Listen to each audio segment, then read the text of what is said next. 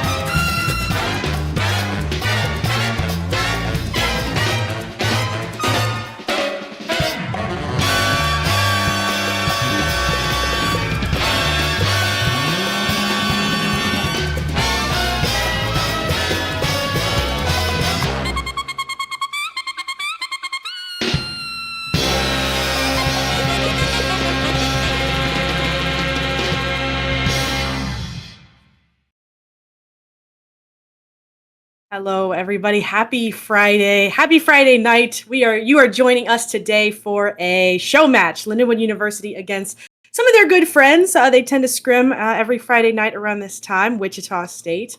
I am your host, Amanda, as always, joining me for the first show match of the year, Xander. Xander, how are you doing? The first show match of the year. You know what? I suppose I can't disagree with that. But yeah, we are here, Collegiate Crossfire 2025. It is Lindenwood. I was gonna say going up against Wichita State, but I guess that's not really the most accurate description in the world, as it's not really Lindenwood versus Wichita State. It's Lindenwood and Wichita State versus Lindenwood and Wichita, which we'll get into in a little bit, but we've definitely got a fun day coming up here. We can take a peek over at our schedule lineup and what we have planned going in.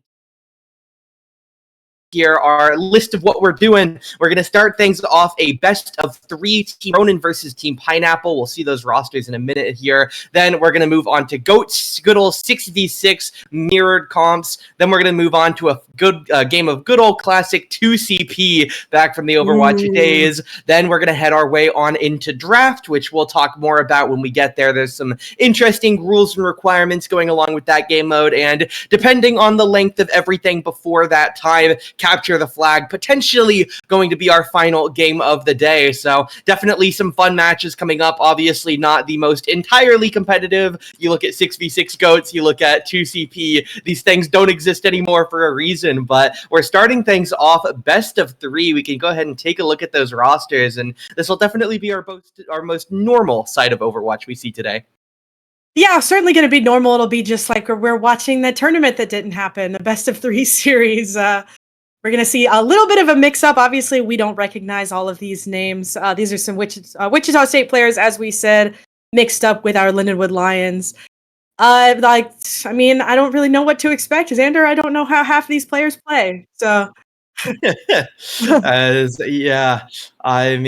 Zippy, Finn, Ronin, all going to be playing on Team Ronin. Then for Team Pineapple, Felius and Ether are going to be over there for the side of the Lindenwood players. The other players, obviously, TW, Fathom, Widow, Asolius, and Pineapple, all Wichita State players. As for our best of 3, we're going to start things out. We're going to play on Nepal between these two teams, and then we're going to get into a little bit of interesting details. Map number 2 is going to be Escort, with the available maps Shambali, Watchpoint, Gibraltar, Rialto, and J-Town. And at that point, this is where we see a bit of a variance from normal competitive. To start, the winner is going to pick the map. And I know what you're saying, that is unfair, which is why the team that loses gets to trade one of their players for a player on the opposition team. So it's not a classic BO3 in the sense that they'll be playing with the same team the whole time, but we'll see how the series ends up going, as while the winner may get to pick the map, the loser gets to take whatever player they want from the opposition. Yep, and then we move into Flashpoint, and I guess it's going to be the same rules after that. Winner picks next, or winner will pick between the 2 maps, so nothing serious there. But and loser steals 1 player from the winner's team. And then we move on into, I think my favorite is going to be goats. Kind of excited to see that. I haven't seen goats in a long time.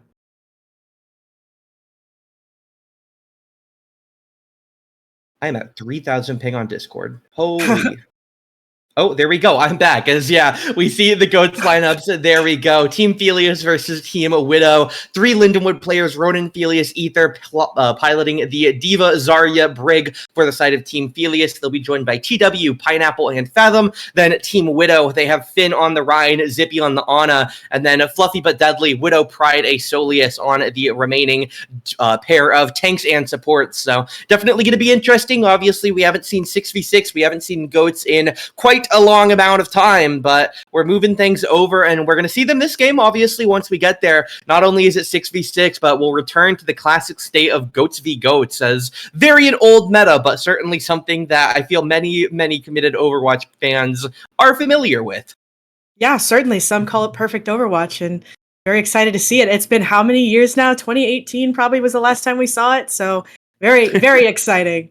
And then right after that, we'll be moving into 2CP 5v5, which is certainly different because last time we saw 2CP, it was in Overwatch 1. But we are going to be seeing every map, it looks like, Xander. 2CP is definitely interesting. They're going to go through a map ban system later on, as the available maps will be for the side of it. You can see there the bans there. Team Felius banned away Hanamura, Volskaya banned away by Team Widow, then Horizon banned by Felius, Paris banned by Widow, and we're heading things over. It's going to be the Temple of Anubis for our 2CP game, which is certainly interesting. What are your opinions of this bans, and do you like going to Anubis, or would you have rather something else? I love to see Anubis. Hanamura, get it out of here. Volskaya Industries, Horizon Lunar Colonies, whatever. And Paris, I also feel nothing for. I don't remember if it's good. If I recall correctly, everyone hated it. I don't care either way. We're going to Anubis. Definitely going to be interesting. And then finally, we can see our rosters for the draft portion of the day, as it will be Team Zippy Bloom with Finn, Widow, Zippy, TW, Pride with Ronan, Pride, Felius, Aesolius, and Pineapple. And we're not going to get into it right now. There are some complex rules that come alongside the draft game mode, but we're going to worry about those later. That's going to take a little bit too much time for us to go to. But for the moment, what do you think? Best of 3? You cut out just a little bit. I missed. What do you think on the best of 3? It's really hard to say what exactly is going to happen. I don't know half the players, as I said. But it'll be interesting to see how these Lindenwood Lions play with other people. Something you don't get to see very often. So very excited to see it. We are getting things set up and ready. We should be in game number 1 pretty soon, as my mic almost falls over there, but it is going to be on to map number 1, Nepal. Team Ronan versus Team Pineapple, with a mixture of some of these players on some of these teams. But to start things off, nothing special when it comes to characters. What do you expect to see on Nepal here? Obviously, we can't read too much into the player compositions, but looking just standard meta. I can't imagine. I don't know if they're even going to think about playing meta. There's no stakes, so maybe they'll just play something interesting. Maybe we'll see 2 Doomfists. I really don't know. It's hard to say. I definitely would expect, at least at some point, maybe not in this BO3, maybe not for the first half of the day, but I would definitely expect some interesting picks to come out. They are playing a show match after all. These are some for fun rules. Obviously, GOATS, we're going to see GOATS, but I would expect some interesting characters to come out, even if it's not even like a full out there composition where you're picking 5 characters that we don't typically see. Maybe just 1 or 2 rare characters. Maybe we'll see some Rat. Maybe we'll see some blah, blah, blah. We don't see, maybe Hanzo is one that comes to mind as a character that we don't see that frequently, but I definitely wouldn't be surprised to see some of those air quote pocket picks get pulled out here. Oh, I would love to see that. Anything different. You don't want to see the same thing every time, especially when there's no stakes. So then, you know what? I expect something insane. That's my prediction. Whatever it might be. Lifeweaver, definitely. Lifeweaver Mercy is what I'm expecting.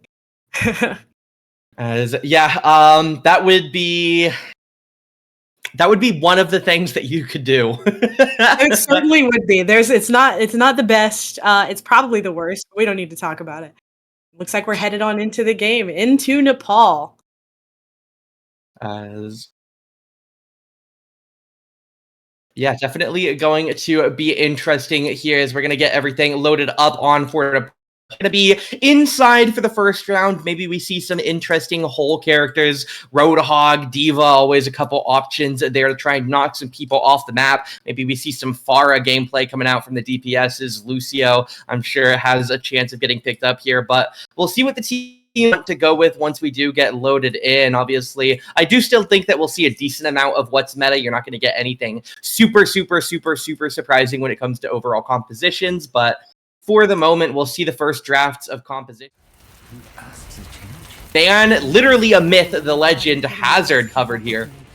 Hazard, yeah, you love to see it. We were talking about him the beginning of the season. We said we're going to see him all the time, and I don't think nobody stuck him. That's for sure. I don't think we saw him for a full game ever. So very interesting to see as we head on into Nepal here.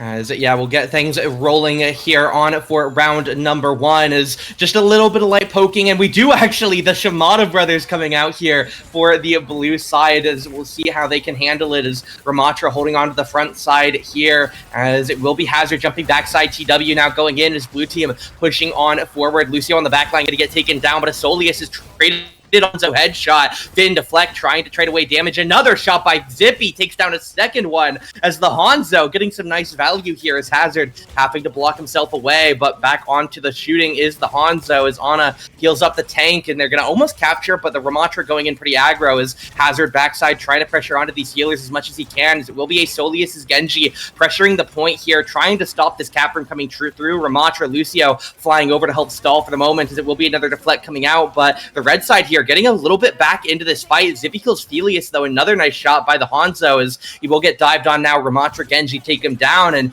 despite the favorable start for the blue team, it will be at the side of a red able to take back into the fight and charge in as Hazard now jumping in. Another extension of this fight, but it doesn't look like TW will get much as he's booped off the map and barely recovers. Ooh, gonna sleep off the map. It appears onto Isolius. The red team, or Team Pineapple, finally taking this point after such a long, even matchup, and we see the nano boost come out onto TW from Ronin. And looks like the blue team kind of flipping it around here. This is such an even matchup. It's so interesting to watch. And yeah, definitely, we're going to see some ults start to come out. We're going to see some picks start to fly in as, for the moment, blue side has regained, or rather gained patrol for the first time here. 12 for 12 with, again, that blue side ticking up percent here as we'll see them pushing forward. They have Blade at 90. They have the Hazard downpour at around 70 for the opposition. 95 on Annihilation, 95 on Overclock, DPS, Genji, and the Lucio up there as Annihilation available. We'll see what they want to do with it. Widow walking forward, but he has to back up for some healing. Pops it now. Suzu going to come out as Blade going to get dropped by Finn. He's going to take a lot of damage. Goes into the Annihilation as Widow almost going to get dropped as the Annihilation goes down. Barrier going to keep him alive for just a moment longer as Genji in the air trying to poke damage out, but he gets taken out to 1 HP as barely recovers for the moment. Deflect going to keep him up, but he's dead to Ether in the back as Red going to reclaim the point here, but Hazard trying to stall out. Not going to get the kill onto the Ramatra as it will be Hanzo Lucio stalling out. I mean, kind of big ultimates coming out. Oh, Asulius, excuse me, gonna take out Zippy with his deflect there. But Lindenwood, I mean, you kind of saw the ults you expected to come out, and I guess neither of them really worked out in either of their favor, but we did see Red Team end up flipping it back in their own favor. There's 2 DPS ults on the board, and almost the beat drop for the sustain there. Just a matter of poking in and out, seeing what you can get, and Ether going to be able to take Finn, and the red team going to probably hold this down. Of course, you can't count the blue team out, given how equal this fight has been so far. But yeah, I think you count them out now. Yeah, I think the team kill is probably enough. Yep. Yeah, I saw the Hazard kill come on. I thought maybe they could flip it around. Didn't see it happening, and there's still plenty to work with and plenty of time. But you don't really have a ton if you are Team Ronin. You only have this dragon and, of course, the nano coming soon. But if you are Team Pineapple, you have Felius ult, you have the beat drop for the sustain, as I said, and you almost have a Kitsune rush. And a wall comes out onto this Ramatra. He almost gets taken out, but the beat's going to keep him alive. That's exactly what you need it for. And but you don't need that. I'm not sure what happened there to Felius.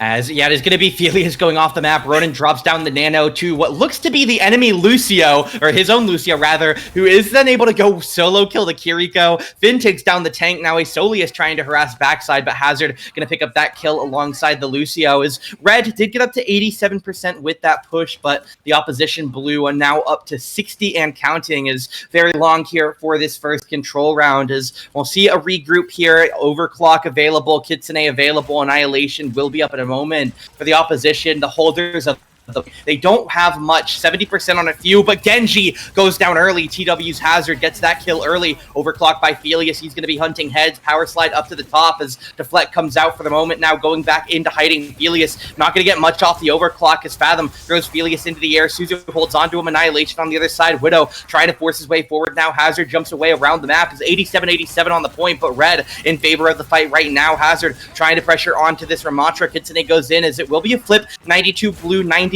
red counting as Blue have to go toward the point here. 92 even. TW getting a lot of healing, but they need to go to the point. 96, 97, they have to get going. Hazard trying to buy his way through the door, but he's turned toward the Genji. Barely the own Genji of Blue now able to touch here as Blue sieging their way onto the point. Lucio B comes out. Blade takes down the Lucio as Widow's Ramatra going to get bled out here. It's a second kill. 92-99 Blue recap as it will be Genji, it will be Kiri, and a recovering Tracer trying to win this fight back. 97-99. And it will be Zippy getting the kill onto Aesolius. Tracer barely able to contest in the final moments. It's Tracer Kiri as one goes down to the Dragon, one goes down to the Clock, and 199 very back and forth. Blue side up 1-0.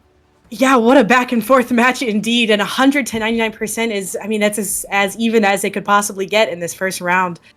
I think you almost see Blue not quite even get to, or you almost see Team Ronan not quite even get to the point, but that's just a display of how well you have to know the game to know the timings, and Finn ends up making it just in time and ends up living, and the Blue team ends up taking it for that first round. But we are moving into the next one, and it looks like we're seeing something a little bit different maybe from Widow. What do you think? I agree that is something different. I agree.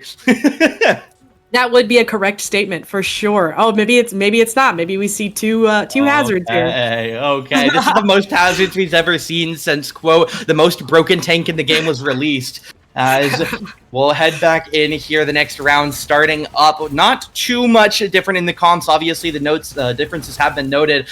Zippy over to the Sombra, then Felius holding the Tracer. As Hazard v Hazard for the moment on the stairs. In favor of Red as they're on point, but control has not become available yet, so still just poking around as Aesolius dashing around. Now the dive onto the backside, almost in a boop off the map as Finn gonna kill out the side of Ether. Now Zippy trying to use that translocator to get around. Finn a second kill, gets his ditto on this one as it will be the side of Fathom going down. Pineapple's Juno gets a kill there. Now TW gets this Hazard mirror as we'll see on the front side get another. Zippy gonna actually get credited with the kill as Finn is baiting off of the map and didn't get the wall grab and died.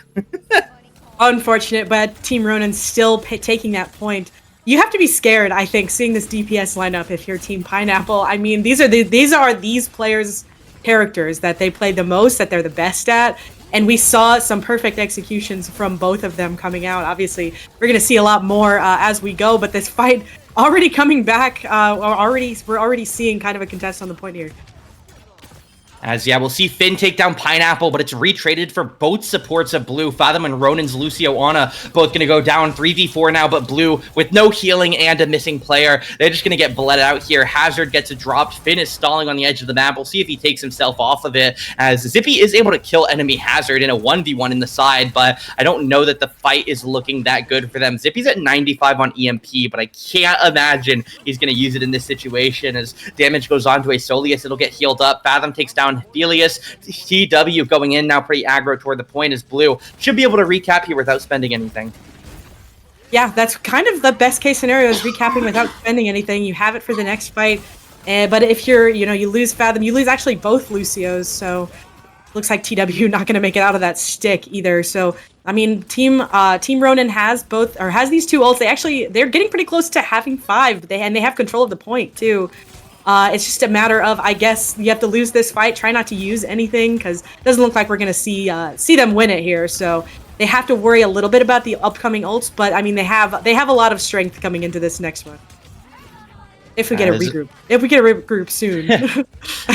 Yeah, I mean, Blue are just going to bleed out over time, but they stall for a lot of extra percent there. They get up to 66, as Red is just now passing the side of 20. So definitely going to be quite a nice gain and advantage there, as Blue are, of course, at the match point already, or map point already. So if they're able to finish off this point, then they will hold on for at least the first part of this best of 3, as TW goes up to the top corner, but he's going to get jumped back on. EMP grabs 3, Finn putting a lot of harassment on, but they're not going to find much. Downpour comes in. It will get the enemy Hazard in a bad position. The beat drop won't save him. Felius dies on the side. Fathom Ajaxes as a Soleus now in a 2v4 is going to drop down the blade, but he gets taken out as well, as they are going to get a team kill here at the cost of just their supports, the support ults and the Downpour. But on the other side, quite a bit was lost as well, as Blue 72 to Red's 52. Oh my gosh, we saw so many ults in that fight. I feel like I missed half of them. I did see Ronan end up living through that blade by nanoing himself in the process. Quite impressive there. And we have 2 ultimates left on the board. Almost going to see that Felius ult as well. But, I mean, Blue team holding it down here. 92 to 52 now, 40% lead. Red Hazard is just trying to cap through these players, as he is going to jump off of the point at the last second, and overtime is going to pop, then they're going to get it. If they didn't have the overtime, they would have lost by a frame there, but they had the overtime, of course, and then do insta-cap with the Hazards previously stacked up progresses. We'll see Zippy get a kill onto Pineapple in consolation, but for the moment, the Blue team, they have a bit of time to regroup, reset, and recontrol the fight. 99% to 70. Blue need a fight. Red probably need 2. Yeah, you have a little bit of time to build up ultimates. At 73%, you have maybe 2 fights, as you said. They don't really have anything to work with. And Hazard almost got one tapped. Unfortunate. Not catching anything just yet. We got to sleep onto Felius. He might die, but probably not. And yeah, Zippy gets the kill onto that Hazard. 99-91 now. Red, though, they're going to lose out on Felius. Soleus in the backside as well. Both DPS are down. Ether is going to go down, and while they do retrade Finn for it, it's Pineapple versus the World, with Wrecking Ball flying in to try and save it, but he's going to get hacked out of the ball form. He basically counterpicks himself into the Sombra, it feels, as he is going to try and slide around. The rest of the team does get back here, as Kitsune going to come out. They don't have any other ults to work with. EMP hits the whole backline, though. Both supports are popped. Soleus going to be down next as well. Downpour going to come in, but for the moment, TW not the healthiest in the world, as Finn trying to hold out here, doing a lot of damage here. TW trying to use those spikes to get whatever he can. Felius bleeding out. The ball goes down as Felius 1 HP on point gets picked with dash, and it will be 2-0 Nepal for the Blue side. Oh, you know, if you caught our Tuesday show with the other team, you'll know how excited and happy I am to see this EMP be used. Maybe an inside joke, but Sombra Crutch is a very interesting thing to say, for sure. Sombra Crutch is crazy, because it's not like you're abusing something strong. Like, if you're playing, like, Sojourn or something, and they just keep hitting Sojourn headshots, you're like, oh, that dude's a Sojourn Crutch, and it's like, okay, I guess. Sombra's not built like that anymore. Yeah, no, she's really not. Oh, well, we are moving into the next map. As we said, I believe the winner will pick the map, so Team Ronin will pick the map, and the loser will pick a player to join their own team. I guess it'll be a trade more than anything. So they'll pick one player to give away and pick one player to take for themselves. What do we think is going to happen? I mean, there's not really any way to predict. I mean, they had plenty of strong players. I mean, it's hard to say which one they thought was the strongest and which of theirs was maybe the weakling. Yeah, right now I'm thinking that you might want to look at a tank swap. There's a bit of BM, obviously, they're just having a good time in chat, but one of the tanks said something about bro stole my hero for round 2 and thought it would be better. So we'll see if the tank swap goes through and if it's going to help out Team Pineapple at all. But obviously, again, there are other options. If you think a support's doing well, if you think a DPS is doing poorly, you can trade in or out for whatever that is. So we'll wait the winning Team Ronin to pick what map they want to go for. Again, they do have a couple of options to choose from. They can go to any of the following between Shambali Monastery, Watchpoint, Gibraltar, Rialto, and Junkertown. I'm not exactly sure where they're going to bring us, but definitely some options there. 3 good ones, and then Junkertown is a cosmetic option. And then on the other side, obviously, we'll need to see who is getting traded out. But what do you think we're going to go for the map? Where are you feeling? You know, map-wise? we don't see these maps very often at all. So it's hard to Shambali? say. Maybe We see Shambali. Shambali a bit. We I don't see know. Escort very often. That's the problem. Yeah, exactly. We don't see Escort often at all. So, I mean, I don't. What do I want to see? I guess is the real question. Let's see the cosmetic map. Let's see J-Town. Bring it on. Let's see the new old we get to see the new J-Town after what, like a year and a half. And then okay, so the trade has come through. They're going to take Finn the Human to swap out for Felius. So Team Pineapple, they're going to swap the Lindenwood DPS for the Lindenwood DPS. As again, Lindenwood are actually playing with 3 DPS in this series. Obviously, Finn and Felius have swapped between tank and DPS during the season. So definitely not surprising to see them on these roles for the show matches. It will be the swap there. So now that Finn is officially a member of Pineapple and Felius officially a member of Team Ronin, we'll see where Team Ronin opts to go to, and it's going to be Watchpoint Gibraltar for our Escort map. What do you think? Watchpoint Gibraltar. That's the only map we actually saw in Escort during the NACE season, if I remember correctly. Yeah. Yep. And we get to see it again in an inconsequential tournament. So I'm very excited. It wasn't J-Town, and I'm very sad about that, though. So the one watch point game we did see was at the very start of the season against, I believe, Minnesota State Mankato. As Lindenwood, unfortunately, were about 4 meters away, I believe, from forcing overtime 3-3, but ended up, as mentioned, obviously falling just a little bit short, lose that map out 2-3. So we'll see which Lindenwood players have to relive that memory as they get taken down this game. Obviously, some of them going to end up being successful, with half of them on either side, as we're making our way. Watchpoint Gibraltar. If Team Blue take it, they take the BO3, and if Team Red take it, the opposite. Yeah, I somehow forget that we might not even see the third map. It might not even happen. It's a best of 3. And they forgot to swap the DPS and they forgot players. to do the swaps. Yeah, I was going to say that as soon as it started. Beautiful. But oh, wow, they can do it in lobby? They didn't have to go back? Wait, that's clean. Holy. We are learning new things today, aren't we, Xander? Overwatch custom mode has mechanics? Who'd have thought? Oh, those are some comps. Wow, that's Torbjorn! Holy moly. Winston, as expected for both sides. A Torbjorn, as you said. Beautiful, beautiful.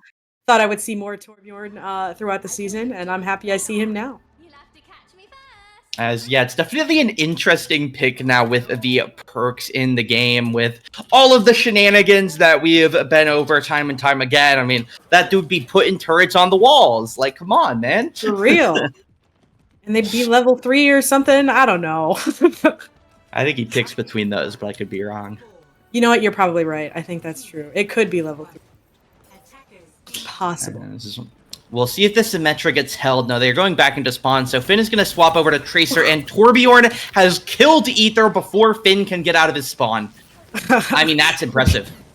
He gets pretty close. He gets, maybe he thinks he's the tank player. He gets right up front, ends up getting headshot right away. Unfortunate for Ether. Fortunate for Team Ronin, however.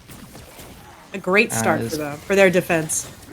Yeah, we'll see a Soleus's Echo harassing pretty well up top, as it will be the opposition jumping up. A nice boop, though, by Ronin, or by Fathom there to keep Ronin safe, as we'll see the Winston jumping back away. Widow one tricks, gonna have to dash away, and he will get away and get healed up as a Soleus on the respawn, as the blue side still holding on to their players for the moment, as it will be a jump up. Widow gonna go back up, but Fathom and Ronin, both of them 1 HP, barely gonna get away for the moment. Winston jumps back up, and they back away, as I'm shocked the blue healers live there. Felius kills a Soleus on the point, and the blue team actually get away with an advantage after having both of their supports drop to 1 HP. As Widow, another quarter second of lightning on that Tesla gun, and he would have killed them both probably, but again, falls a little bit short. Such a beautiful nade from Pineapple onto the Team Ronin supports, and neither of them die. It was an unfortunate timing, perfect drop from both of them. To see him try to get back up there, already extremely weak. He's probably just gonna have to back up just a little bit here. Don't expect him to stay there too terribly long. For this team, I mean, there's a pick onto Ronin. That's what they wanted earlier. They had to find some kind of opening there to get them past this first point, and they have an opening now, so they have some kind of a opportunity to get there. And that's 2 down for us, or 3 down for us, Julius. Yeah, he picks up Brig, he picks up both DPS there, and it should be a pretty simple first cap here for the red side. They're going to have about 2 minutes on the clock once it happens, unless the side of TW wants to contest here, but it looks like he just hit, no, he is actually going to go in. I thought he was just farming a bit of ult, but Nano comes out now, TW is going in, Widow one-trick's going to kill Fathom, but he gets traded back out, 4v4, but Blue still have a tank as the nanoed up Winston harassing this backline pretty heavily, but he has to get back to some healing here as he's going to get topped back up here. Blue side still holding on to that player advantage. Winston just now getting out of spawn. It'll be a bit before he can join as jumps up, but he ends up going back below as Tracer gonna get stunned out, recalls in, now boop onto the Winston. Now as Red Winston goes very, very aggro here. This is bad by Widow as he's gonna have to try and jump away. Last second is able to get out as the side of TW sitting on a sleep, and Molten Core comes out on point. Fathom gets 1, but Primal Winston doing a lot of work here for Widow. He takes down Zippy. He is gonna get slept now as TW gonna work on the Winston solo now as a Solius. Blades for both supports here as I don't know how Blue are going to manage to come back here as a nice blade by a Solius. He's had a lot of success this game as it will be the Primal coming out from TW. They have stalled for so much time here in the final moments as TW takes down the Genji. Now he's fighting onto the Tracer as the rest of the team is kind of backed away, and TW putting in just as much work as a Solius. Definitely the 2 biggest players this game for me. Yeah, absolutely. Blue ends up kind of holding it down there. I expected it to definitely go south for them after that, but the tank player really holds it down in the way he's supposed to. And this team, I mean, Team Pineapple really struggling to get through here. I wonder if it's just a lack of ability to dive, or maybe they're on a different page or something here, but still no opening for them in these final 20 seconds. And yeah, this could be a very early end to a best of 3. And while it can't end this round, of course, this cap is really unfortunate to not get. Fathom goes down, Ronin goes down. Ronin retrades for a Solius, but with TW down and Felius slept, I don't think Zippy can kill literally everybody left, as he actually almost takes down both supports after I say that. But they will capture just before overtime. I think they capped with literally 2 seconds left. So 1-0 lead for the moment in favor of Red. They have 2.5 minutes now to navigate this middle frame. It's 2:20 on the clock. This is maybe the hardest one to attack, but if you get a good groove going, if you're in the positioning, you have a good chance to hold it down or attack it rather. Not a lot to work with on the board for the ultimates. I mean, you're going to see the Nano, the monkeys fighting on top of the ship, chasing each other down, but Team Pineapple already picking up to start their push. They're not quite on the point, and this monkey is extremely weak, but they have the opportunity to push it here with these 2 down. As, yeah, both Winstons go down to the opposition Tracer as Solius is going to remove the tower here. As the point is getting pushed rather slowly for the moment. It's Ether's Brig doing this work on their own as Finn wins the solo duel against Felius. Tracer battle there is 95 seconds on the clock here as they're about halfway, maybe 2/3 now through this point as they're entering the final turn. They're navigating pretty quickly now with nobody to contest them. 2 players pushing as Winston going to go aggro here. TW trying to play onto the healers, but he's actually getting out DPS. He has to jump away. No Primal to live with as Nano comes out. Widow going to take down the side of TW now as Ronin and Fathom both die. Zippy and Felius now trying to work onward as Zippy has been putting in work since they lost that fight at the end of the first point. But again, he falls a little bit short, and it will be another cap now. 2-0 lead for Red with 2.5 on clock. I mean, you see another Asulias play on the Genji. I mean, that's... I can't even count. Beautiful plays from him, obviously. And then we see a lot of ultimates on the board coming up pretty soon. 2 DPS ults for Team Ronin, and a switch off of, I believe it was the Tracer for Finn to the Sojourn. Yep. That's certainly something. you know, I don't know if you love to see the Sojourn switch, but it certainly is something. I think for this point, it's definitely not surprising for the attack. It's too long line of sights as Molten Core comes out to block the stairs. Nano onto Ether is aggressive by Pineapple, but it's gonna pay off. They kill the 2. Winston kills 1. Felius's Tracer is solo last alive as it will be Felius backing away. He's trying to use the dashes. It's good maneuvering there, but he's not really gonna get anything other than picked up by Finn as 90 seconds, 95 on clock as Blue are fighting for their life now to not get triple capped on with hell. hell of a lot of time left as TW stalling out, has Primal to go into as he is going to have to drop it here as Widow One Tricks the next target. TW likely just going to focus on the rest in the air after this. Yeah, goes toward the healers, but Brig knocks him off. He's finally going to throw Sojourn in as it will be a move on to the next one. As for the moment, Team Ronin struggling out quite a bit here as the Pineapple composition working out for them well as Winston jumping away. Widow One Trick's going to go up top, trying to get some healing as the Torb tries to pick up that kill. Fathom going to kill down the side of Asulius here as it will be a panic hide into the building. If they get picked up here, this could be dreadful for the side of Team Pineapple as they try to triple cap, as it will be a kill onto Fathom. Finn finds a nice shot there. Zippy retrades it. Felius gets the other support. Winston's getting staggered in this building a little bit, ends up getting hammered there as Zippy gonna get that kill up there as Asulius and Finn, the dual DPS pretty far away. 40 seconds as they respawn. 40 seconds left. It's going to be, I mean, that's a great restabilization, I guess, for Team Ronin. And that's something they really needed. You're not really working with anything or going into just about anything. Of course, Nano Boost and the Blade coming up really, really soon. That's, I mean, all they have to do is get one good foot in the door if you are Team Pineapple and you take this third point. But you just might not have any time left at the end. As, yeah, Nano onto the Widow One Tricks. Now Asulius Blade coming out backline. He takes down Fathom, and now he's onto Ronin, but the turret is going to get him now. Torbjorn helps out there. Widow going to get the kill with the jump. 2 seconds on clock. It's a team kill. They will triple cap, but it is with 0 time on the clock. They're about 2 seconds short here. So if the side of Team Ronin are able to triple cap, they're still looking pretty good on this map. Yeah, certainly still looking good, and a decent hold for quite a few of those points. You have to be scared of the Genji Blade. Tended to clean up when it needed to, and tended to get them to those final points pretty much every time. But we're headed into the second round with Team Ronin on attack. What do we think is going to happen? Probably the same thing, right? Certainly. Yeah, I wouldn't expect that much to be different. Obviously, those compositions already looked pretty similar, so I'd be surprised if either team were in a rush to change it out, unless they simply want to play something for fun. But we'll see what they want to go for, as it looks to be pretty similar compositions. But there's the Hanzo that I was talking about, once again going to get picked up here.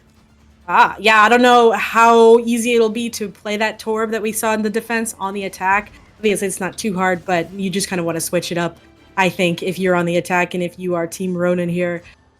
Other than that, I mean, big swaps all around. Oh my goodness. That's a Roadhog Ash Lifeweaver?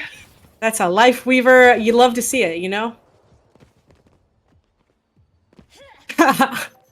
Okay. He's in shock. He can't even speak. Lifeweaver on screen. I'll be honest, I don't know what the hell this character does.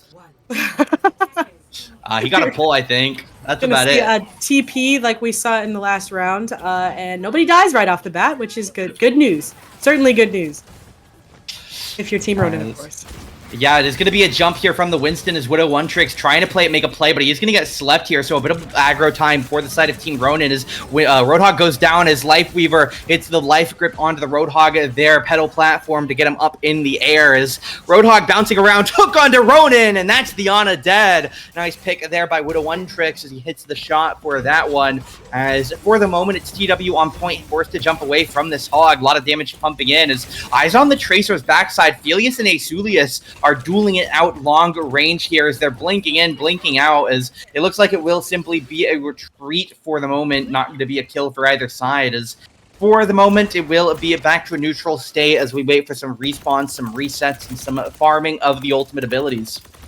I just think it's going to be hard if you're Team Ronin to find a good target to dive on. If you're the Monkey, if you're the Tracer, you have the opportunities, but the only person you can really truly dive on is going to be Finn, and you have kind of a pull from Pineapple if he gets into a sticky situation, so it's not going to be easy to really dive anyone unless you purple that hog. So they have to find the right good opening, which I think this just might be it.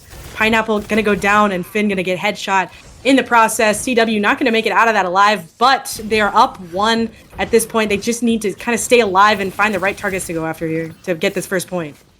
And yeah, Felius gonna get hooked out here. One tap there, nice by Widow. Gets that kill with the combo. And it's at 2:15 on the clock here. They do get to this final corner, but they are forced to back away. As TW Diva swap coming out here. Definitely an interesting counter to the current predicament that they find themselves in. As Zen Fathom holding on for the moment. TW on the front line, trying to farm up that bomb after he swapped. As Ultimate starting to come up, Nano available for Ronin. On the other hand, everybody above 90 includes Felius, Zippy, Roadhog, Tracer, Kiriko, and Lifeweaver, as a lot of ultimates are coming up right about now. As Hook onto TW, more ults coming up, Pulse Bomb backside, not going to find a kill. Asulius going to get taking quite a lot of damage by the whole Hog. Ether going to get taken out by the side of Zippy, as Ash ult to 85. Now it's going to be every ult but the Diva Bomb available for the side of Blue on the opposition, both supports and Bob pretty soon, as the Hog and Tracer have already been used. Widow One Tricks finds Felius as TW 90% toward that remount here,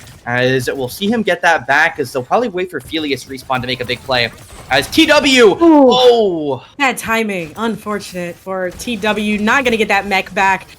But Team Ronin still has 4 ults on the board and 65% once he's back in that mech. You have a minute left though, and you're going into ultimates. You have to find a good opening. In fact, I'm going to use that Transcendence, I guess, to stay alive in a sticky situation, perhaps. Does he make it out? I guess so. Yeah, I mean, that's a tough call. There's two angles of it, as Ronan gonna get hooked out there to trade on the moment, 1-for-1, as Ronan for Asulius. Hanzo Arrow gonna come out here. We'll see what he finds with the Dragon Strike. My answer, seemingly not much, as we'll see Zippy go in. Sonic Arrows trying to find a target, but Widow One Tricks takes down Felius' Finn, taking a lot of damage on the backside, but it's not gonna mean much in the face of a Tree of Life, as Pineapple gonna get some nice chaos as Bomb comes out here, and Team Ronan falling apart here. It doesn't look like they're even going to get this first checkpoint. They still have 20 seconds and 2 ults on the board, so never truly say never, but it's going to be really, really hard, I think, to crack through this defense that we're seeing, especially with 2 more ults to go into. A Bob gives you a kind of a 6th player, and then Ether with that Kitsune Rush. See the Nano onto TW to keep him alive, and the Hog goes down, along with almost the Lifeweaver, it appears. Kind of even, though. Yeah, Finn, though, finds a double kill onto the supports here. Really big for him, as now it's going to be a lot of players getting dropped. TW gets DMAC. Felius gets a DM-mapped, as it will be 2 dead for Blue. Zippy going to join that pile. It's TW in baby form. I mean, they're just messing with him at this point. The map should be over. He is going to kill one with the mech. Roadhog hook as TW standing still. Whole Hog comes out, and it will be a 3-0 Gibraltar sweep. And Team Pineapple are going to bring us to Flashpoint. He hit him with a question mark after smashing him with the mecha. But it looks like we are headed into a map 3, if I recall correctly. Yeah. What do you think we're going to see? Do you think we're going to see them take anyone? Who are they gonna take, rather? Yeah, that's there's a couple interesting ideas. Idea 1, I don't know if it's even allowed. Just retake Finn. You did well when you had Finn for Felius. Obviously, there were some other changes in game 2, but there is always the world that you just retake Finn for one of your players. On the other hand, I mean, because it's like, I'm looking at this, right, and it's like, oh, well, you just take Ether for Fathom, and then you have Lindenwood minus Tank. But it's like, that's kind of boring, right? Just remaking your normal roster, it doesn't really feel in the Showmatch spirit.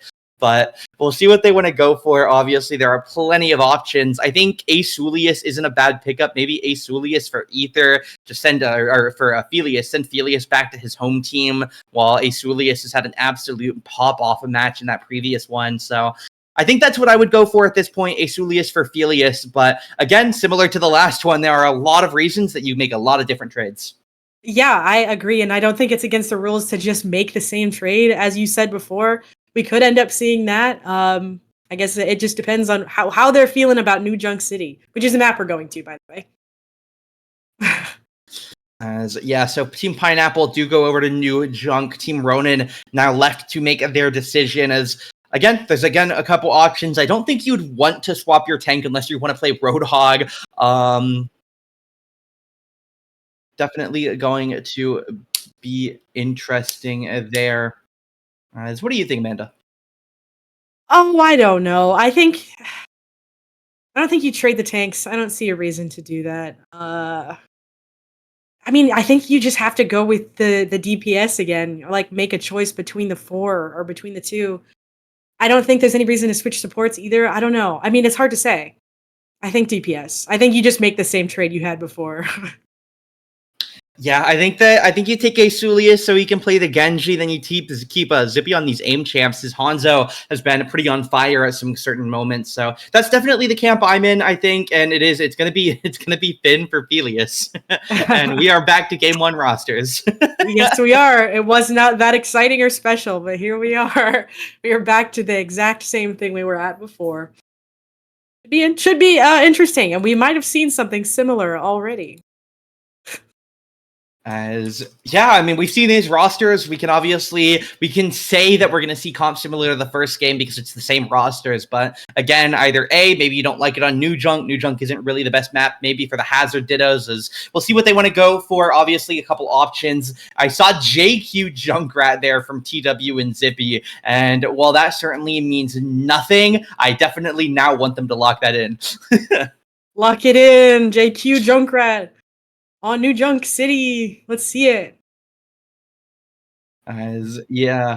Definitely a couple of interesting options that we can see when it comes to the pool, the compositions that you want to go for, as we will see our first draft of them, and it's going to be some interesting ones.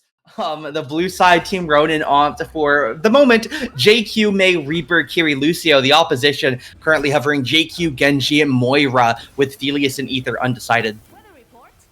Ooh, Moira. That's something I haven't seen in a while. You love to see it.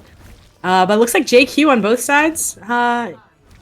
What do we think? I think JQ is a good pick for sure. Yeah, I mean, we're probably going to see just a lot of brawl this game, so I'm not that surprised by it. I think JQ is a pretty common pick for the map already, so, I mean, yeah, it is what it is. We'll see how the DPS go, how the support goes. I'm definitely interested in this Moira. Yeah, absolutely interested in the Moira, for sure. The fight's already getting going. They are wasting no time at all jumping onto this JQ on Team Pineapple. JQ and Ether both down. Yeah, I mean, Team Ronin has just already won the first fight. They kill 4. Asulius is going to try and run away as he's going to get hunted down here. We'll see if they're able to actually get a pick on him. He has a lot of movement here as Asulius, he just backs away toward where his team will be returning from as, yeah, they go 4 for 0. They get the first point already, 15%. Starting extremely strong, and the ultimate's already going to be up on the side of Team Ronin, but nothing really to work with yet. Obviously, Flashpoint going to go really fast in terms of percentage, so they got to make a move here, Team Pineapple, that is. It's some kind of fashion, but it's going to be cut short by Finn, who kills Asulius really basically before the fight starts. Widow extremely stuck, too. And just like that, we are at 50%. No ults on the board just yet. Team Ronin way ahead. And yeah, I mean, this is really unfortunate for Team Pineapple. You're down in almost every factor. You're worse off in the DPS ults. You're worse off in the supports ult. Your JQ has better ult. As we'll see what they want to go with. There is a swap. Pineapple was over to the Kiriko, which was before that last fight, not just now, as Finn kills Asulius, and Red Team are really struggling here, as now they're down percent. As we'll see Felius stalling the point, 95, 96, 97. They're going to get to 99 here as Death Blossom comes out onto the JQ. Gets that kill solo as now Felius trying to run away as Reaper harassing. Ether goes down. Pineapple goes down as the point gets taken. Red Team wiped again, and Team Pineapple are struggling here. Very much struggling. They had a couple of picks out, but at the end of the day, Asulius dies first, like 2-3 fights in a row, I think, and you're really going to struggle without that super strong DPS player to start off the fight. We are moving into the second point. We saw a couple of things, I guess, in terms of ultimates, or a couple of maybe swaps. I don't exactly remember what the ultimates were that came out there, but we have a few ultimates on the board. Pineapple with that Kitsune Rush, and then almost 3 more from Team Pineapple, and then 2 from the side of Team Ronin. Getting started here. Yeah, a lot of ults getting dumped in. Kitsune, Mei, Blizzard, B, Overclock, Rampage. So many things getting thrown in chaotically here as Asulius Blade available, but he's on backline low HP. He should just wait it out as blue team, they are bleeding out their HP bars, and they faced 3 ults. They used 1 of their own. They used 2 of their own. They used the Mei ult as well there, but I mean, it is what it is. You trade positively for ults. The other team spends over half of their ultimates, and they'll get first possession for it. Yeah, they get first possession, and they still have some things to work with as they move into this next one. Can't really say the same if you're Team Ronin. You have TW's Rampage coming up very shortly, but that's really it. You have to find a way to make it work dry without having to use ultimates, and you might start off by killing Asulius, per se. If you're Finn, you get that fight started for your team, and like I said before, that's a high amount of damage that's just not in the fight as it starts off. So, not Lindenwood, excuse me, Team Ronin starting off strong. As Finn is going to get traded out now, as we will see resets coming in here, as for the moment TW does just now farm up that Rampage. Beat comes out as TW is going to drop the Rampage. He gets booped away, but he does tick onto a few before as Blade comes out. Asulius finds one. Asulius finds both supports here, and his Genji has been lights out this series, as it will be the red team sweeping the second point 1-1. Asulius finally lives to use an ultimate and see a fight. That's great to see. And 1-1, as you said, we're moving into the third point. They're really making us work here, Xander. We are going into the next fight with just Kitsune Rush, but of course there's lots of 80s and 90s on my screen, perhaps a couple of 70s. So next fight may come down to ultimates, may come down to Finn taking out Asulius at the beginning, just as a dry May. And yeah, the one unfortunate part about the series at this point is that this is a long series, right? You're looking at a BO3 and you're talking about what the longest possible BO3 is, and it's going to be a long 3-game series, of course, and that's what we're looking at right now. And at this point, we might not get to capture the flag, which is what I want to see. But well, regardless, we'll see for the moment as a Rampage comes out. Pineapple and Felius all collapse onto a kill. It will be a player per role missing for the blue side as Finn joins the pile of the dead here, and it is a lot of dead players for blue as red captures. You have some DPS ults on the board if you're Team Ronin. That has plenty to work with as you go. But you have to get to the point where they can be successful, and you have Asulius coming out extremely strong, when he lives, and then you have 2 ultimates you have to work into if you're Team Ronin, and I mean, Lindenwood as a team kind of struggles if they don't immediately get the possession, so it's hard to say given that they're not exactly Team Lindenwood, but 2 ultimates drop immediately for Pineapple. Oh. And they get a strong start, I guess, taking out Zippy Bloom, and the ults, both DPS ults come out from Team Ronin, and they don't take this point, not even close. And yeah, I mean, it's looking the complete opposite of what we were seeing earlier on that first point. Team Red can complete control these last 2. They certainly have. We have 70%, 2 70s on the board for Team Pineapple, and only the beat for if you're Team Ronin, and they need some kind of opening, some kind of sustain to get them in the door, and that's not going to do it for them for that third point. We're going to be headed into a possible match point for Team Pineapple, but it could end up being Team Ronin's second point on this flashpoint here. As will be a move on towards this next point now, as again, for the moment, Team Pineapple could stand a reverse sweep here if they are able to pick this one up, as we'll see for the moment. 15 seconds till that potential final point unlocks, as 10 seconds to go. A couple ultimates on the cusp of being available. Blue team has that Lucio, red team Blade, Lucio, and the JQ all almost available, as it will finally open up now. Ultimates available. Blue have that beat. They almost have Kitsune available as well. Rampage comes out. It hits onto 3. Beat gonna be just too slow to catch Ronin. Finn gets taken out through it as well, as I believe he got thrown off the map, as the blue team, despite the beat, they're just going to get swept away here. Not a single ult aside from that Rampage used for it.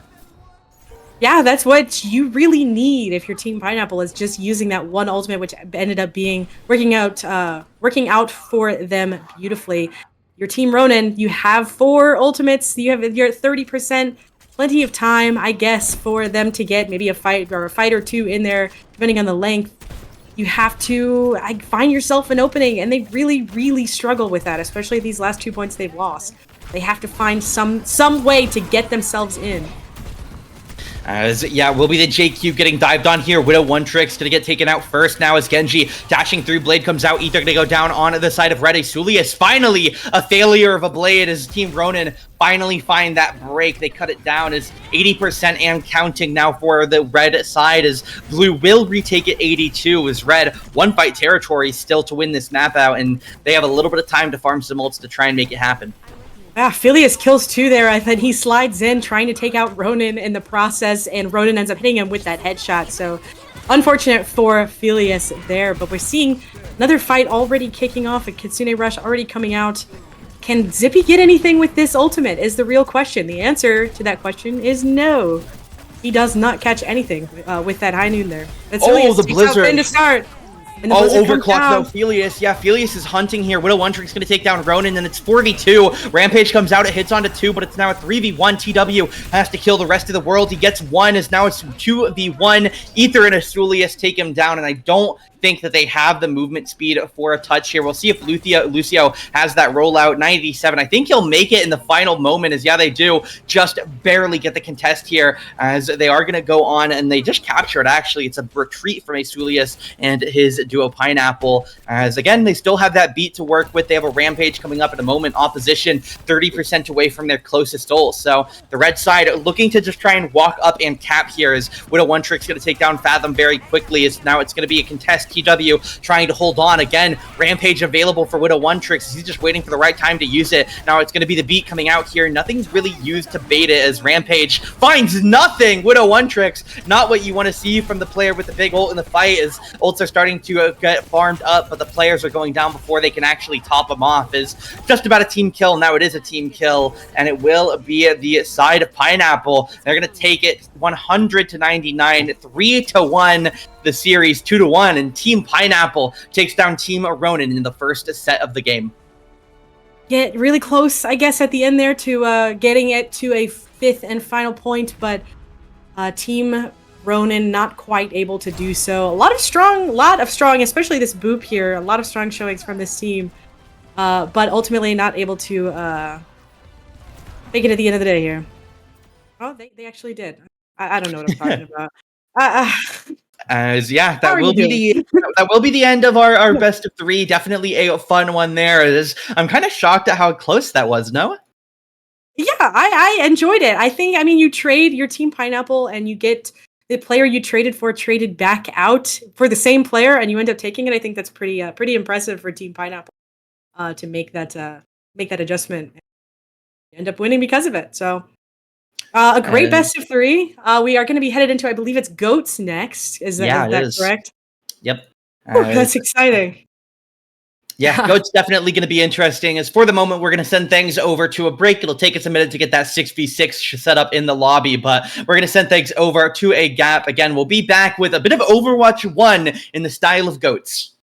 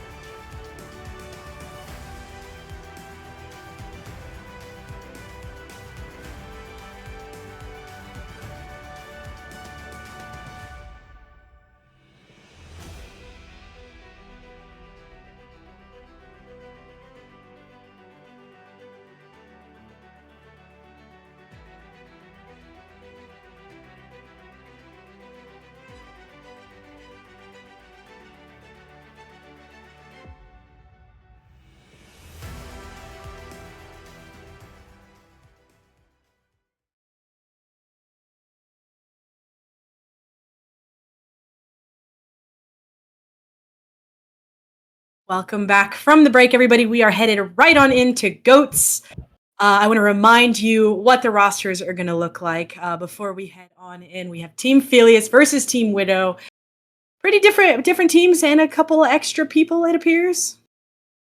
Yeah, I mean, obviously, GOATs requires 3 tanks and 3 supports. You can't really play GOATs without 3 tanks and 3 supports. So we have jailhacked the game. Obviously, just a quick little change in the custom game settings. But Team Felius on the left with half Lindenwood, half Wichita, TW, Rhine, Ronin Diva, Felius Zarya, Ether Brig, Pineapple Lucio, and Fathom on Ana. Team Widow on the other side for Wichita, 2 Lindenwood. They have Finn on the Reinhardt, Fluffy but Deadly's Diva, Widow's Zarya, Pride's Brig, Asulius. Can't play Genji this time. He'll be on Lucio, and then it'll be Zippy on Ana. We are playing a single competitive game of King's Row, so obviously we'll get at least 2 rounds. But at the end of the day, 1 map. Both teams are playing GOATs, normal regulation rules. And who are you giving it to? Which composition do you favor? I think GOATs is going to win.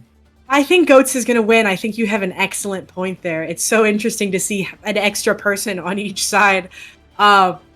This game mode is it's so different from what we're used to seeing, and it comes down to cooldown usage. It comes down to game knowledge at the finest of levels, and this is not something I can imagine they practice often. So these are some very good players. So we'll have to see how they pull it here.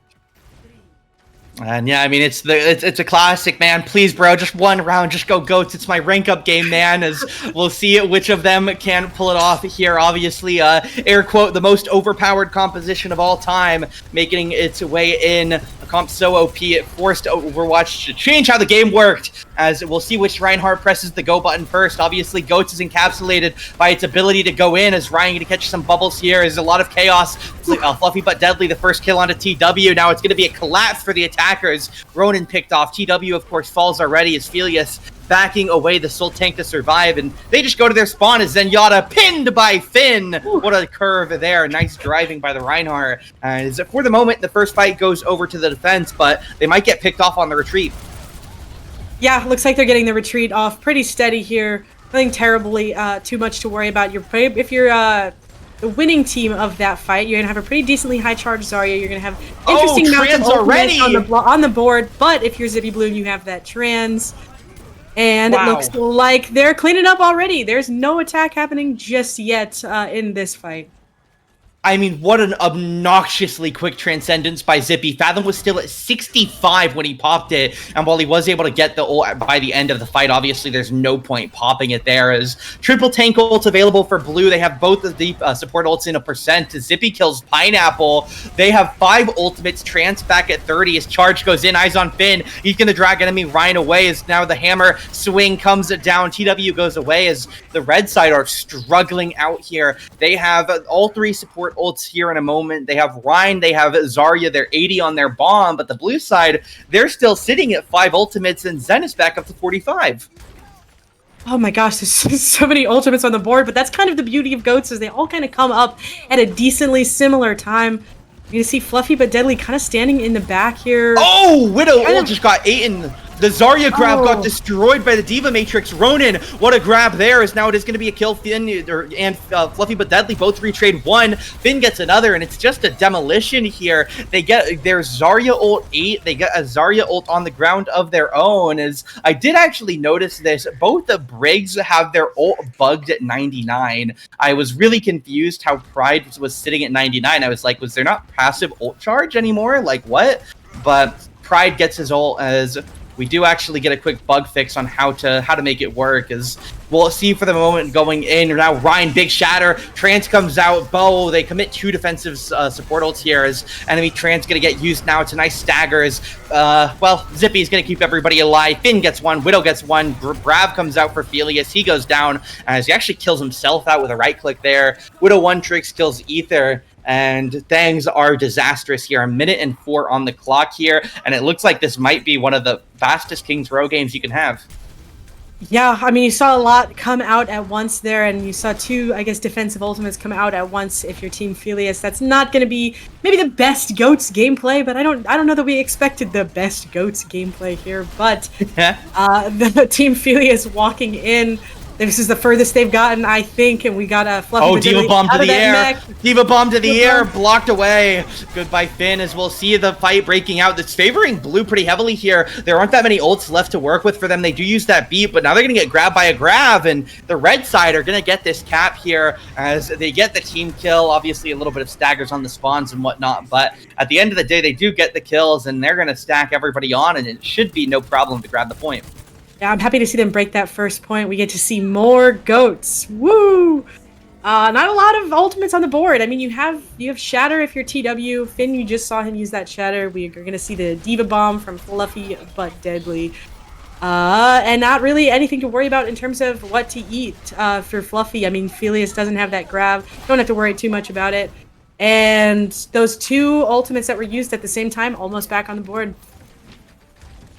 As, yeah, we'll see it for the moment. It will now be a play from above. Diva bomb behind to cut off a flank as it won't find anything. Now Diva drops the bomb back in. Tranquility comes out as we'll see Fathom stalling out. Finn goes down. Asulius goes down. They're charging in as TW doesn't get a pin, but he will get a good bit of damage out. Fluffy but Deadly is just going to go stall on point. It's 2 minutes clock, so they're not in that big of a rush here. Fluffy but Deadly will go down here, but Brig hiding away on the backside. Pride in a little bit of a struggle here. Yeah, he's in a little bit of in a situation for sure. Yeah, he's been spotted, it appears. And there's wow, okay, they are down. completely Nope. turned. They collapse on him. Pride not living there for too terribly long. He's not making it back into the fight like that.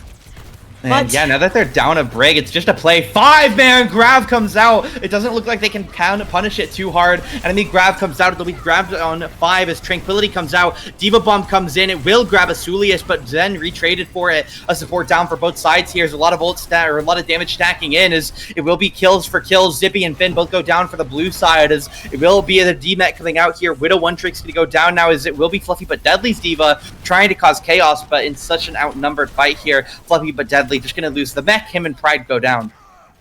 Yeah, I wonder how much Pride being stuck in that backline really didn't help with their defense there. I mean, he's kind of he wasn't obviously not in a good position and just ends up making it a 5v6 automatically, and then Brig is kind of important in a Goats composition. So, but however, we're going to see Team Widow, quite a few ultimates on the board. There's 4. Pride doesn't have his yet, but I think he does. Going into, Diva Bomb almost catches TW, but not quite. Zippy Bloom will do it instead. There's just a lot going on, man. Yeah, I mean, there's just people flying in, flying out, and despite the unfortunate start to the game, it has been a very, very good rebound by Team Felius here. They are back in control of their game, as obviously they have made quite a lot of progress along the map, arguably 80 to 90% progress on the map here, as we'll see an attack coming back out here as the counter pin by Finn. What a grab. Yeah, we caught him. He's not getting out. We are headed into holding down this last point for a minute.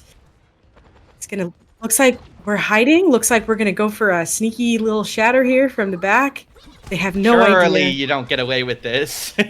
Surely they spot this out. Pineapple. Eyes on Finn the human. He's looking for something. He's Pineapple's going to spot it. In the air. He finds it on the backside. Tranquility comes out. Fathom going to be the one holding on to them now. It's going to be the anti-grab. Double grab comes out. Beat. Tranquility. Diva Bomb. Everybody dropping everything they can. Ryan Shield going to block it all away. Calmet comes back in from Ronin as TW in danger here. It's going to be the shield bash coming in. Finn the human trying to stall out, but Pride and Finn both go down for blue. Red side looking good once again, but they trade for TW as Zarya 1v6'd on the side finally goes down to a snap kick of the Zenyatta as Fathom gonna put some pressure on. It's a nice boot by Asolius. He kills Ether, but then gets traded out as respawns come in. Finn back to the fight. 25 seconds clock and about 40 more meters to go here as they'll continue charging forward. Finn charges in himself with the charge as we'll see for the moment, just trying to stay stable, trying to wait for these respawns, farm these ults as we'll see Rally come out by the side of Pride as obviously it's a bit of a bugged ult, or at least semi-bugged considering how this functions, as Widow One Trick's gonna get the kill onto TW. Now it's danger for the red side. Diva Bomb onto the backside. This could be dangerous. Falls down, but it's blocked away by Felius. Now the shield goes down. He's gonna get taken out here by the shatter, or the charge of the enemy break shield, as Felius big shield comes out. Trink comes in, but they don't get the touch. Round 1, they get 56.46 meters into that second point, and then the round ends on clock. Based on how this started, I'm genuinely impressed. They ended up getting to that 2 points at the end there. Obviously not full capping, but it was a rough start for Team Felius, and they ended up taking it all the way to almost the end, the pseudo end. And we are headed into this next round. I mean, it's certainly goats, Xander. It's might be a little bit cluster, you-know-what-y, but certainly goats for sure.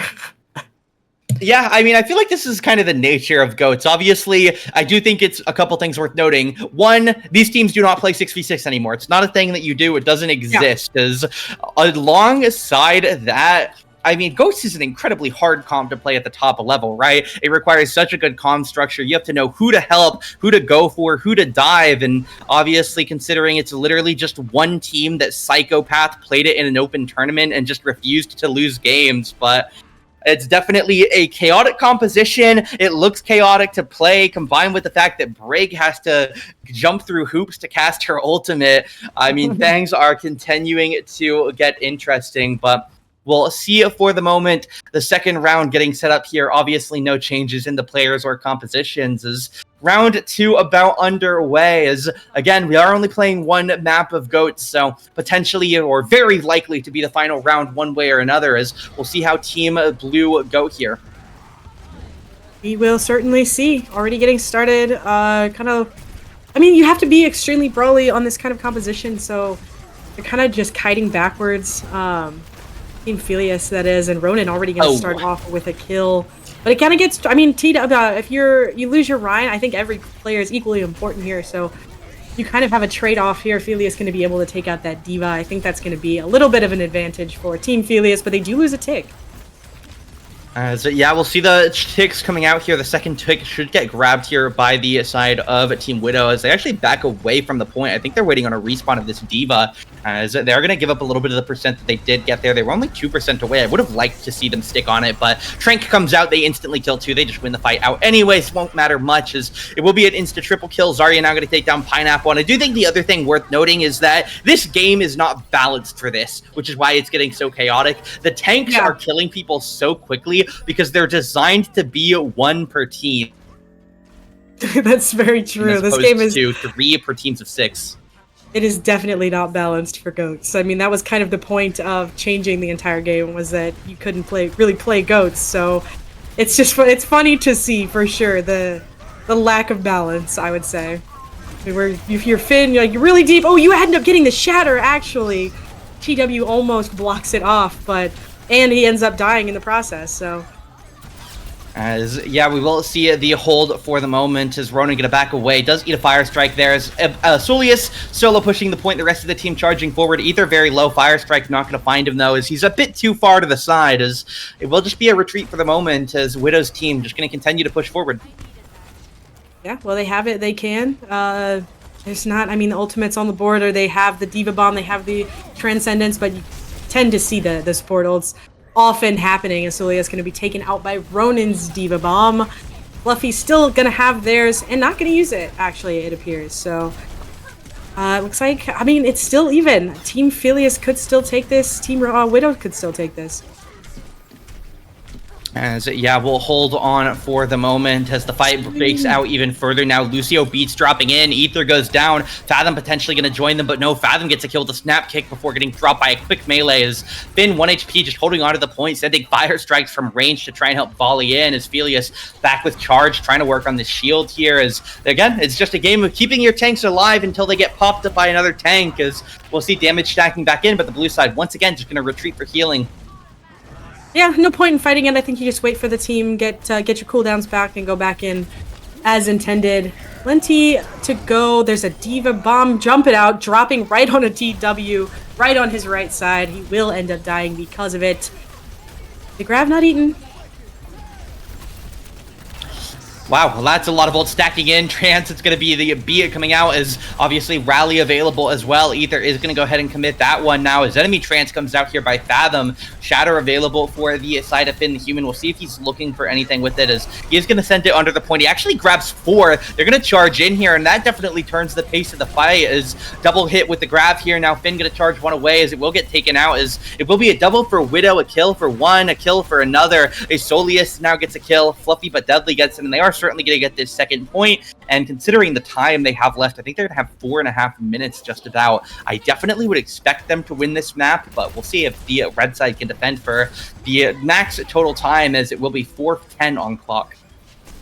Yeah, 4 minutes on the clock to take not even the full point.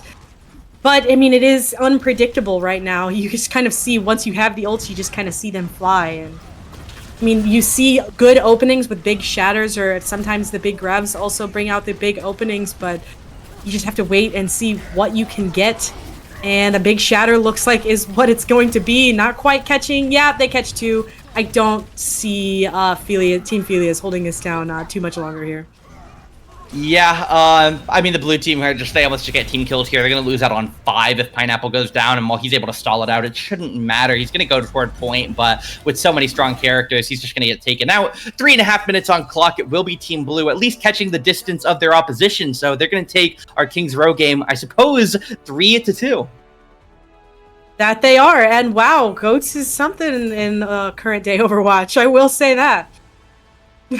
Yeah, I mean, it's very clear that the game, it's not balanced for this, and that's why it looks so goofy. I mean, you see this play of the game here, it's just that first ult. He got this ult in, like, literally a minute. Like, the healing coming out from some of these players is absolutely absurd. But, again, the game is not balanced for this, so definitely a fun little mode to see as we will have a fun one there. Then, what do we have next coming up? Is it 2CP, I believe? 2CP. We're staying in Overwatch 1. We're headed to 2CP. I believe it's going to be 5v5, however, Yes. which is nice to see for sure. For sure. It's a little less daunting on our end. Team Felius versus Team Widow once again, I believe. How we feeling? Yeah, I mean, it's definitely going to be interesting. We'll see what they want to go for, as I do believe we're going to head things back over to a little bit of a break, get the lobby reduced back down, have the adjustments come in to get that lobby size, or that team size, back to the right number. We'll be back just a few minutes with a 2CP on, I believe, the Temple of Anubis.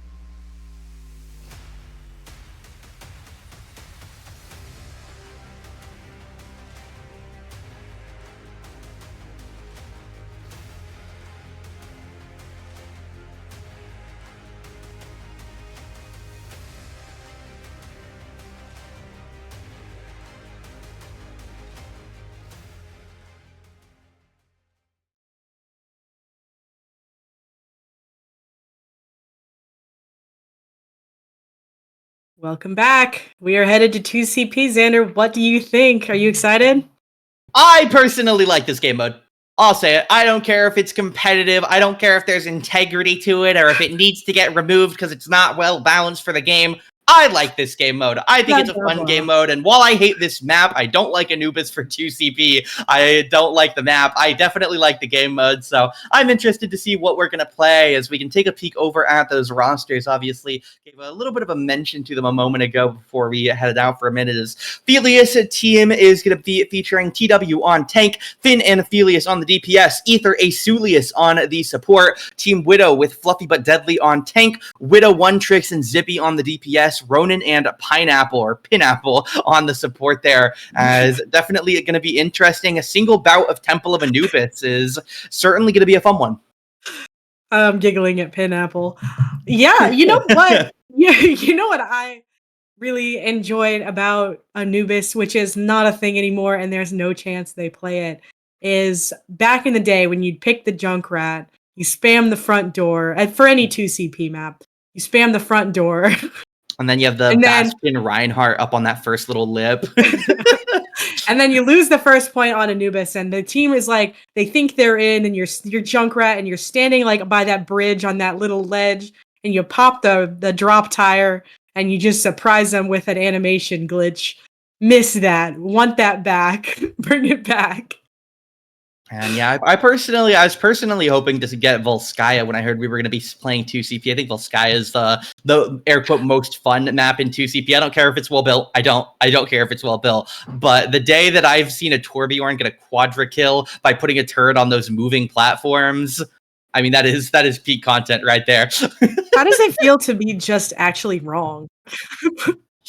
No, Volskaya is a good map. It is. Volskaya was the savior of 2CP, and it's the reason that it lived as long as it did. I mean, Hanamura is a beautiful map with a horrible layout. I think Horizon, also the midsection there is just pretty miserable. I don't know. Obviously, nobody even knows what the Paris map layout is because it was so genuinely awful. But yeah, regardless, I think that's one of the big problems with 2CP. They just made a ton of bad maps for it. But Temple of Anubis is where we're going today, and those are compositions. Mercy Life Weaver. Yeah. I think we're in joking quick about play mode as well. Looks like we are in quick play mode as well. But oh yeah, wait, are we not playing a full ranked? Are we just playing one round? Or does the UI look different? Oh, well, we'll figure out in a bit, but for the moment, we're going to play Overwatch video game. As Widow One Tricks is, I almost mentioned it. I was going to say I want to see Widow One Tricks play Widow, as we've been, okay! Okay! We see why his name is Widow One Twix. Yeah, I mean, goodbye, Ether. Finn's going to get the retrade there 1-for-1 as Pharmacy trying to cause some chaos. Nice deflect there. Almost takes down the Farah. Now it's going to be the Hammond trying to finish up on that kill. Not quite going to be able to get it all out. Obviously, Mercy pocket healing is pretty notable. I mean, she's pretty strong, as obviously Zippy now going to hide back over to the corner as Zippy Ronin. You know Ronin loves playing the Mercy. It's important to note in the meantime, Fluffy but Deadly and Felius have been 1v1ing on point for genuinely so long. Yeah, Reinhardt's just chilling on point. He's gonna try to travel up to that Ash, and he's gonna end up going in for it, catching Asulius, and still going on the Ash. That is the second point, sir. We're gonna go back to the first one. He takes out two though. Going for this little hidden health pack back here, and we're just chilling. In the meantime, he's sneaking around, getting jumped by the ball. Does he make it out alive? Is the real question.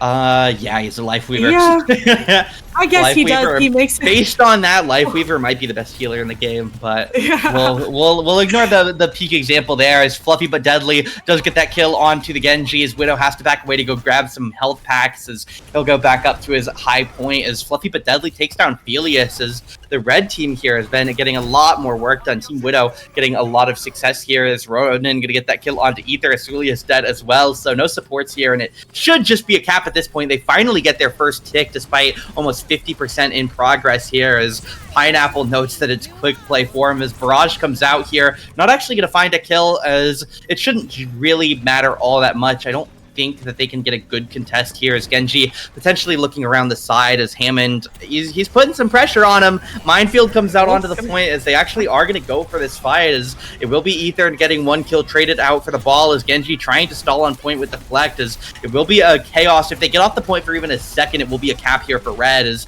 Ash trying to hold on for the moment, and they do get the cap. They step off for a bit too long. Asulius goes down, Felius goes down, both kills for Pineapple as Widow 1 tricks back to the namesake. Pineapple with the Lifeweaver double kill. You love to see it. Actually, the only 2 kills a Lifeweaver player has ever gotten. I know, it's crazy. Because you don't play, that's because the character doesn't get played, so he's really holding it down for the Lifeweaver kills there.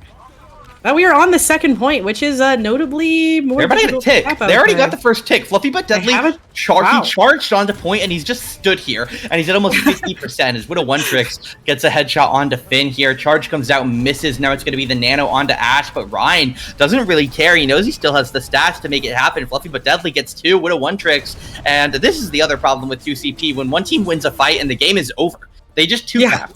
And I do think we're just gonna swap sides on it, as they want the quick play settings, so they're gonna swap the teams around, get the offense and the defense swapped around, as they'll run presumably another game of Temple of Anubis, obviously to keep the competitive integrity intact there. As we'll see the play of the game come out. Fluffy but Deadly, a couple nice kills here at the end of the game when they picked up their medal, as not going to be a whole lot more to go on. Nice early 2-0 win there on the side of 2CP for the side of Team Widow, as we'll get things swapped around and we'll see how Team Felius fares on their attack.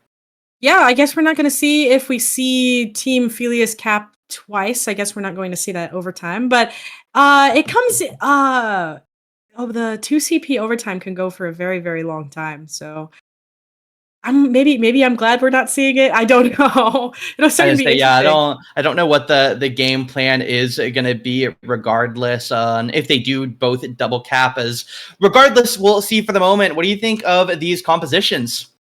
The Venture is certainly a different pick. Oh, there it is. There's the Junkrat. You love to see the Junkrat. Heck yeah.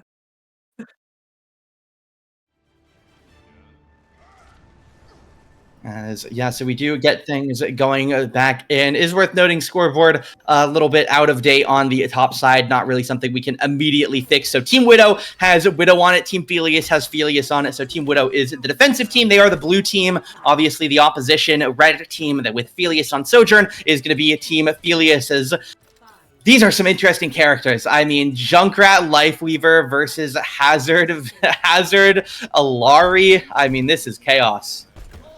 Oh, I'm so excited to see the Junkrat. Junkrat on Anubis. I miss it. It's been years and years. He doesn't quite walk through the trap, just kind of walks straight through. But he gets the kill on Asulius on that Juno. Oh, love to see it. Love to see it. Go Junkrat. We haven't seen Junkrat successful in almost a year here on the Lindenwood stream. It's nice to see it get some picks out here. Fluffy but Deadly obviously going to get that kill with the fire strike. Asulius falls as well. It's a nice start here for the defense. Certainly some pretty shots from Zippy to take out Asulius as he walks out of spawn and kill Finn too. I love the Junkrat, man. I love to see the Cassidy as well. Ultimates not really consequential at the moment. We have Zippy Bloom with that High Noon coming very soon. We've seen a lot of good shots from him. But we can see this Junkrat build up this tire pretty quick. Ooh. Chaos, Widow. Widow, let's go. Junkrat is such a funny little goofy goober. He's a funny little goofy goober is the perfect way to describe him. And he is just absolutely, he demolishes. Only at 78% ultimate, but he's kind of standing back in a different position, perhaps, to try to catch this this tire or this trap rather. There is into Felius. A little bit of pressure, a little bit of pressure on point here as the fight is so far forward. As a couple players gonna split positioning. What are you doing? Tire, holy moly! It did nothing. Doesn't kill anything. Does he make it out alive? He does not. And TW gonna be in that trap anyway. Yeah, a little bit of pressure on the point ends up getting them that first tick. And the Junkrat's dead, so they sleep onto Finn. They kill him? The answer is yes. Obviously, they have that charge. Nothing to worry about there. Team Felia is really struggling to get in here.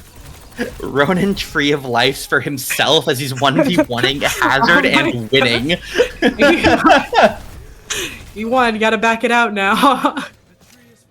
Oh my goodness. Oh god, Ronan kills out Felius, and the attackers, Team Felius, not doing the greatest job here as they're struggling out a little bit. As we'll see how they are able to recover. Obviously, still a little bit of time left on the clock. They got 90 seconds to go here, as we are going to let things roll ahead as we charge in. Venture going in for whatever damage they can find. Now it's going to be the Burning Captive Sun trying to find damage, but he doesn't find anything. Is either going to get that kill. The DPS or the supports are traded out. The Run and Pineapple both going to go down, as we'll see Widow holding on. Zippy going to get that kill back onto Azulius, as we'll see Reinhardt. We'll see him. That's what we do. We see Fluffy but Deadly. He is charging Ash into spawn. I mean, this guy is...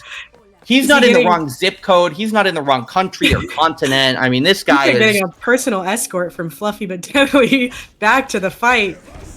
Oh, Jesus! Personal escort back to spawn. Unfortunate. I got Shatter out in chat. Nice comms. Oh my nice goodness. comms. Beautiful comms, and we are headed into this next point as Team Felius finally takes it. Oh god, that Shatter. Waiting that long and then point blank shattering, as we'll see the downpour. Nice block there from Finn to keep himself safe, as we'll see Spike Spiegel pop this ultimate. We'll see what Zippy can find with it, and unfortunately, despite it being Spike Spiegel, it doesn't make the fact that Deadeye is a weak and a useless ultimate any less true, as we'll see him find a little there. As Charge comes out, is going to miss. TW spots over to the ball. Finn going to get taken down. Fluffy but Deadly finding a good bit of that value there. Yeah, but when does he not? I feel like we've seen a lot of good value from Fluffy but Deadly this whole game, especially in the enemy spawn. As yeah, we'll see the charge coming back in here from the side of the Wrecking Ball. Now pedal platform gonna buy a little bit more time here as Reinhardt trying to hold on the charge. He's gonna go up now, uses the pedal platform for a deep charge, but he's not gonna find much. Finn Felius each a kill here, as it will be a life grip here to get Finn back to a little bit of, or Fluffy but Deadly into a bit of safety, as the Tree of Life comes out here. They're trying to just hold on this choke, but there's not much they can do about it for the moment, as the Tree of Life is going to get passed over. As keep an eye on this Riptire now coming out from this Junkrat, looking for something, as they're going to try and chase this Venture over to spawn, and goodbye, Finn. Unfortunate. He tries to go in for the idle Junkrat, but gets tired anyway, and then somebody chases him in anyway, so not going to live through that. Just this... As, we might just see a second double cap here. I'm not sure what the tournament organizers are going to go for in this situation, as we'll see the crash down coming in as Pile Driver from the side of a Wrecking Ball, putting some chaos onto Fluffy but Deadly. Tectonic Shock on the side as Deadeye comes out. Zippy once again does not find anything, as unfortunately Spike Spiegel not quite living up to his namesake in this one, as we'll see Fluffy but Deadly, a nice pin. He kills Finn. Minefield in the air. Widow needs to get away from it, not going to be able to do so in time. TW holding on for the moment as he's just trying to harass the point, but obviously in the 1v3, he's just going to look to get out. Oh gosh, yeah, it looks like we're gonna see kind of going back, trying to get, I mean, some kind of fight. I don't like this. It's just been kind of a cluster of going in, dying, going in. But this team's got to get something going with a minute left on the clock. Team Felius has to make some kind of work happen.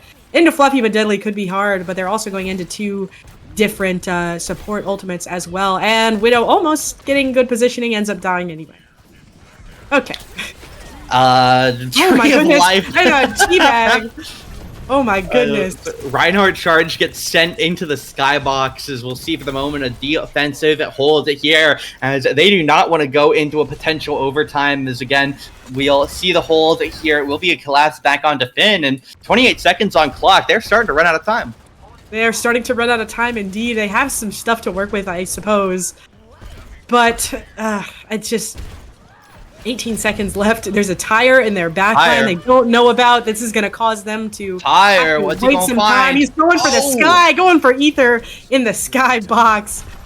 They are And- doing everything they can to get Zippy a single kill with Deadeye, and this ultimate just doesn't do anything. As overtime is going to start on point, Kitsune runs over as we'll hold on for the moment. As again, continuing to try to stay safe here. It will be the crashdown cover. Pile driver coming in from the wrecking ball. Shatter comes in by Finn, as it will be a kills coming out, and it looks like it's going to be a hold here on 2CP Anubis.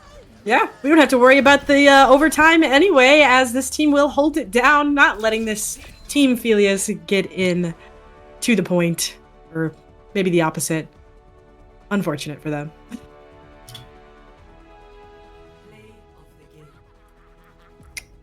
As yeah, that is going to go ahead and be a map Temple of Anubis, I guess the third round of our set, technically.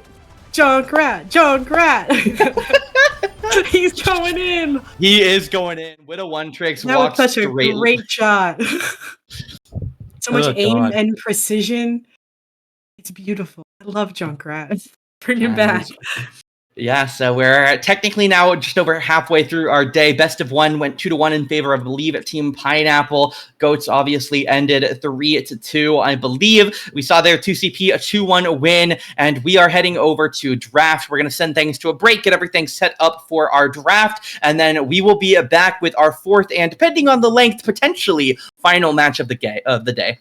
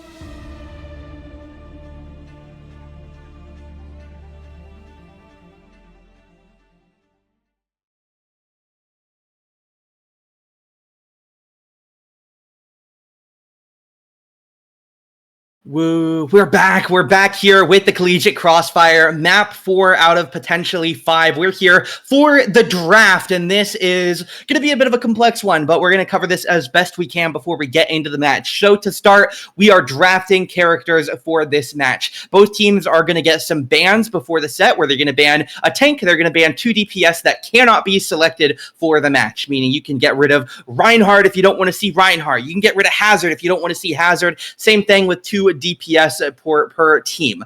Then the captains are going to snake draft a composition where they can pick whatever champions that haven't been banned that they want, unique to each team, as we'll see what those are going to be. Then it'll be a simple map 1, round 1 will be a first draft. After the first round of our game, we're going to pause everything and we're going to go into a second draft where every character who is banned and every character who is picked are no longer available. They are global banned. Then we're going to go into a second draft with those characters banned. We're going to get fresh bans, we're going to get fresh picks, and we are going to see some goofy characters later on. As Amanda, are you excited for our draft?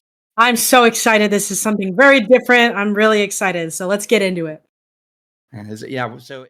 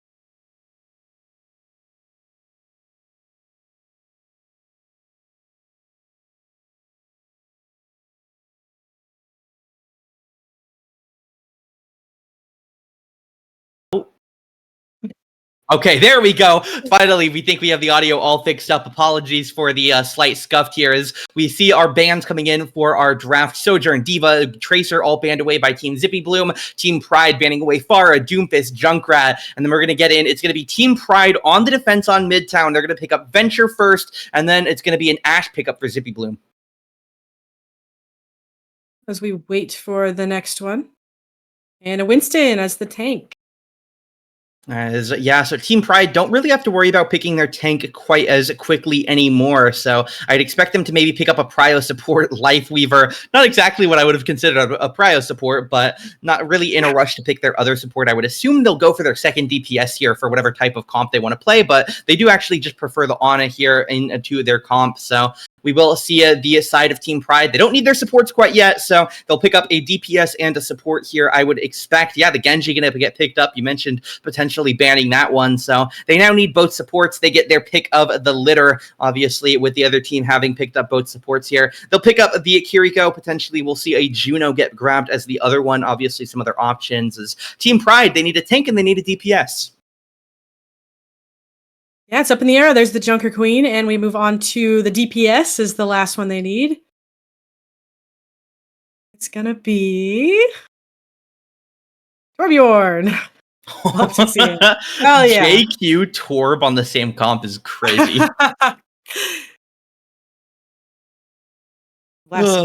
Zen. Okay. Yeah, This is definitely interesting. As again, keep in mind, after the first half of this game on Midtown, we are going to pause everything. All 16 characters on screen will be unavailable, and we're going to go through the drafting process once again, and we're going to get some really exotic picks later on. But looking at the compositions that we're guaranteed to see for this first round of Midtown, the attackers, Winston, Ashe, Genji, Kiriko, Zenyatta, the defenders playing Venture, Lifeweaver, JQ, Ana, Torb. What do you think about these comps? Who do you prefer better? I feel like we kind of already have an exotic set of composition there. I feel like, I mean, it'll be more exotic the next time around, but I feel like it's already pretty interesting. We saw Lifeweaver played already, but it still shocks me every time I see him on my screen. So And then, I mean, it seems pretty interesting already.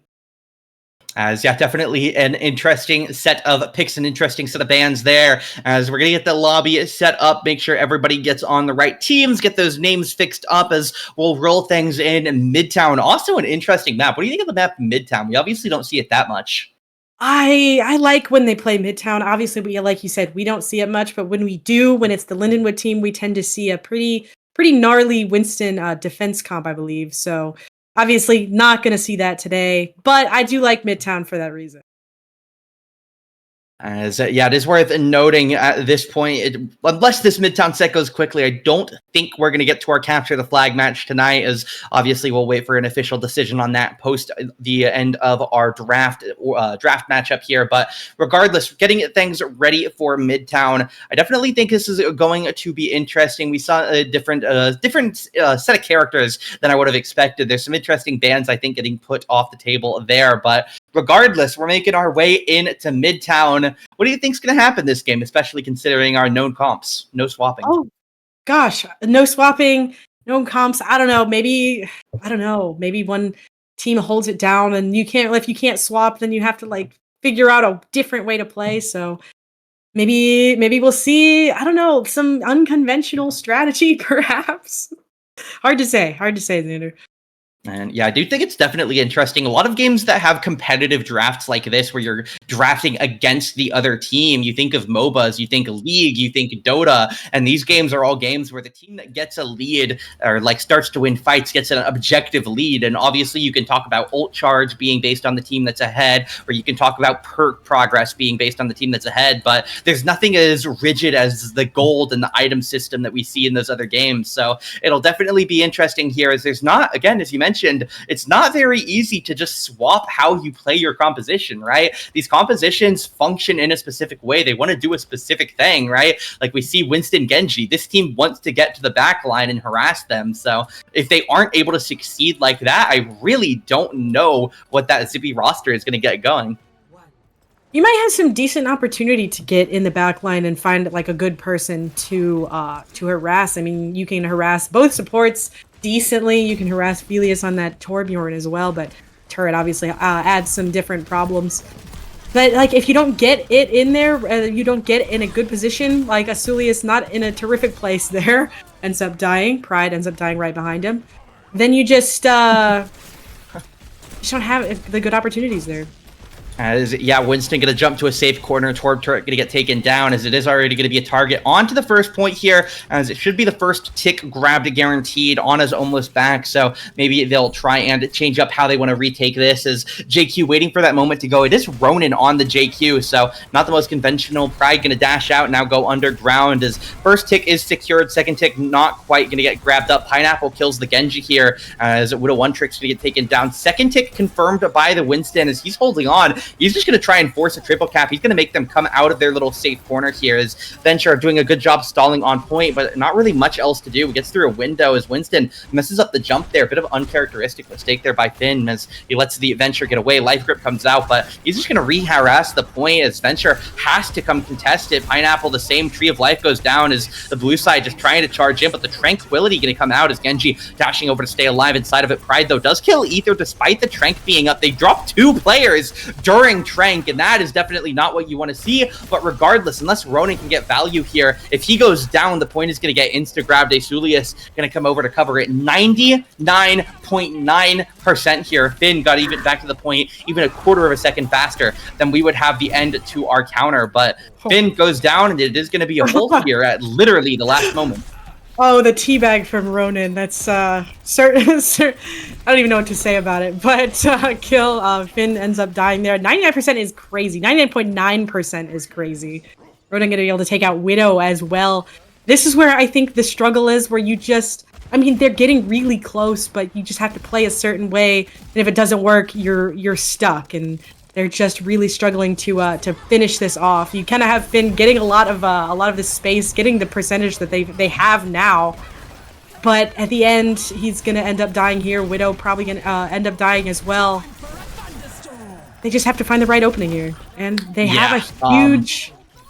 Nice ult, Ronin. No, I mean, Ronin had a huge ult. Got everyone. This guy Yeah. plays tank. Holy. Yeah, for real. Tend to see him on that support characters, and he's playing tank for sure here.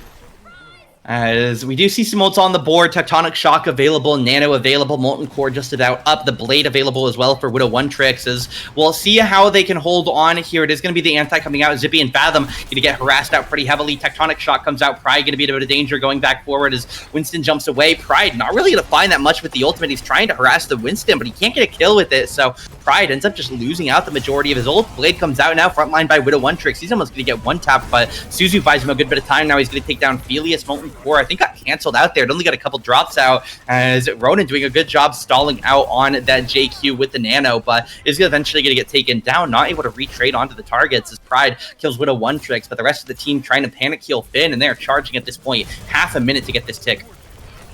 Yeah, 30 seconds to get the tick. You have to find a kill on one of these supports. I mean, that they're kind of trapped up here. He's kind of batting them around, but this Tree of Life comes out.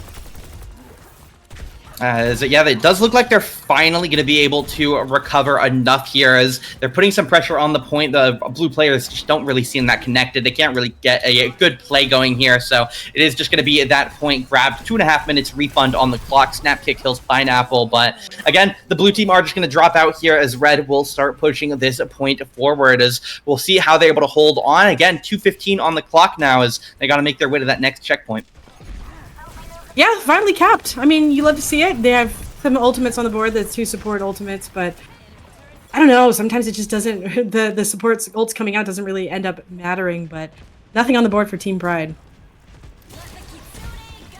As Kitsune Rush comes out here, Winston going to be charging into the room. There's a lot of damage getting popped in this room as Pride barely stays alive. The healer's doing a good job keeping everybody up on their feet as it will be on the flank now. A lot of pressure getting stacked on in here. Things are getting difficult, but they will not become impossible as everybody's still on their feet. Felius, 1 HP. He's going to get healed back up. Ronan not at the healthiest number he's ever been either as it will be Asulius does have that nano back available. It's going to go onto the side of Pride. That Venture now looking for some deep damage. Ether going to go down there to the hands of the nano buffed Venture as it will get traded out. Pride goes down. Ronan retrades onto the Zenyatta. Widow One Tricks trades back for the side of Lifeweaver. Now Ana picks up the side of Ashe as it's kill for kill as Blade comes out on the bottom side of the fight, targeting onto Ronan as he's going to go into the deflect, missing out on a little bit of DPS, gets one, uses the dash, and then gets taken down as another set of trades. I mean, I almost didn't expect him to end up getting that kill, but he ends up getting that kill onto Ronan, but dies in the process. Blade, I mean, it connects, but does it matter? I don't know.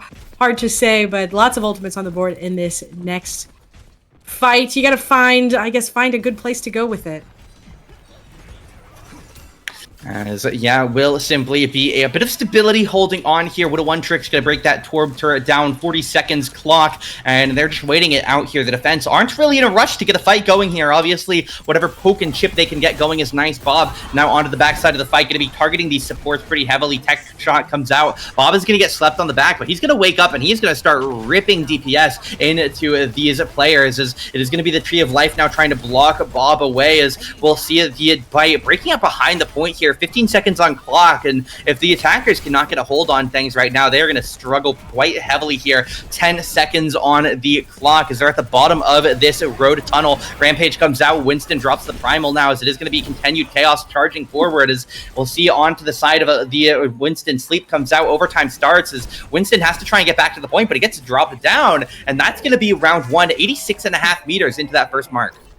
Yeah, round 1. I mean, like I said, the way it's before in previous maps, the way it started, maybe a struggle, but the way it ended, I mean, you see the point captured. You see them get almost to that second point. Pretty different than maybe expected, and especially with the teams having to hold down these exact same comps, these exact same characters.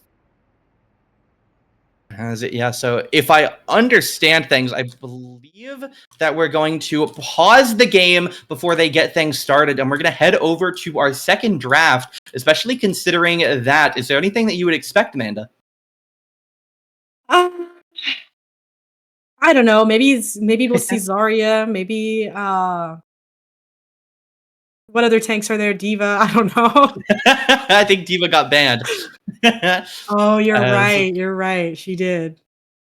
Yeah, so we get the game paused up, and then we are going to head things on over to our draft. Once they get that loaded up, we'll fly things through the moment that we're able to go in, as we'll see what it is. Obviously, the first round went a bit middle of basically, I guess it's basically as mediocre as you did, stopped at the dead middle of the map, as we'll see the bans coming in here. Zippy Bloom banning away. Those are the same bans that we saw for the first set, so we'll see what they want to go for as we get this draft started. I'm not sure if they get new bans or not, but regardless. Okay, so yeah, they don't get new bans, so it's only going to be these 16 locked away, not a new set of bans. It will be the Moira first pick here for the attackers. Definitely an interesting one. Yeah, they were talking a little bit about Moira earlier and how she's a surprise pick, or they love to see her, and we're going to see her again alongside Juno. Another good pick.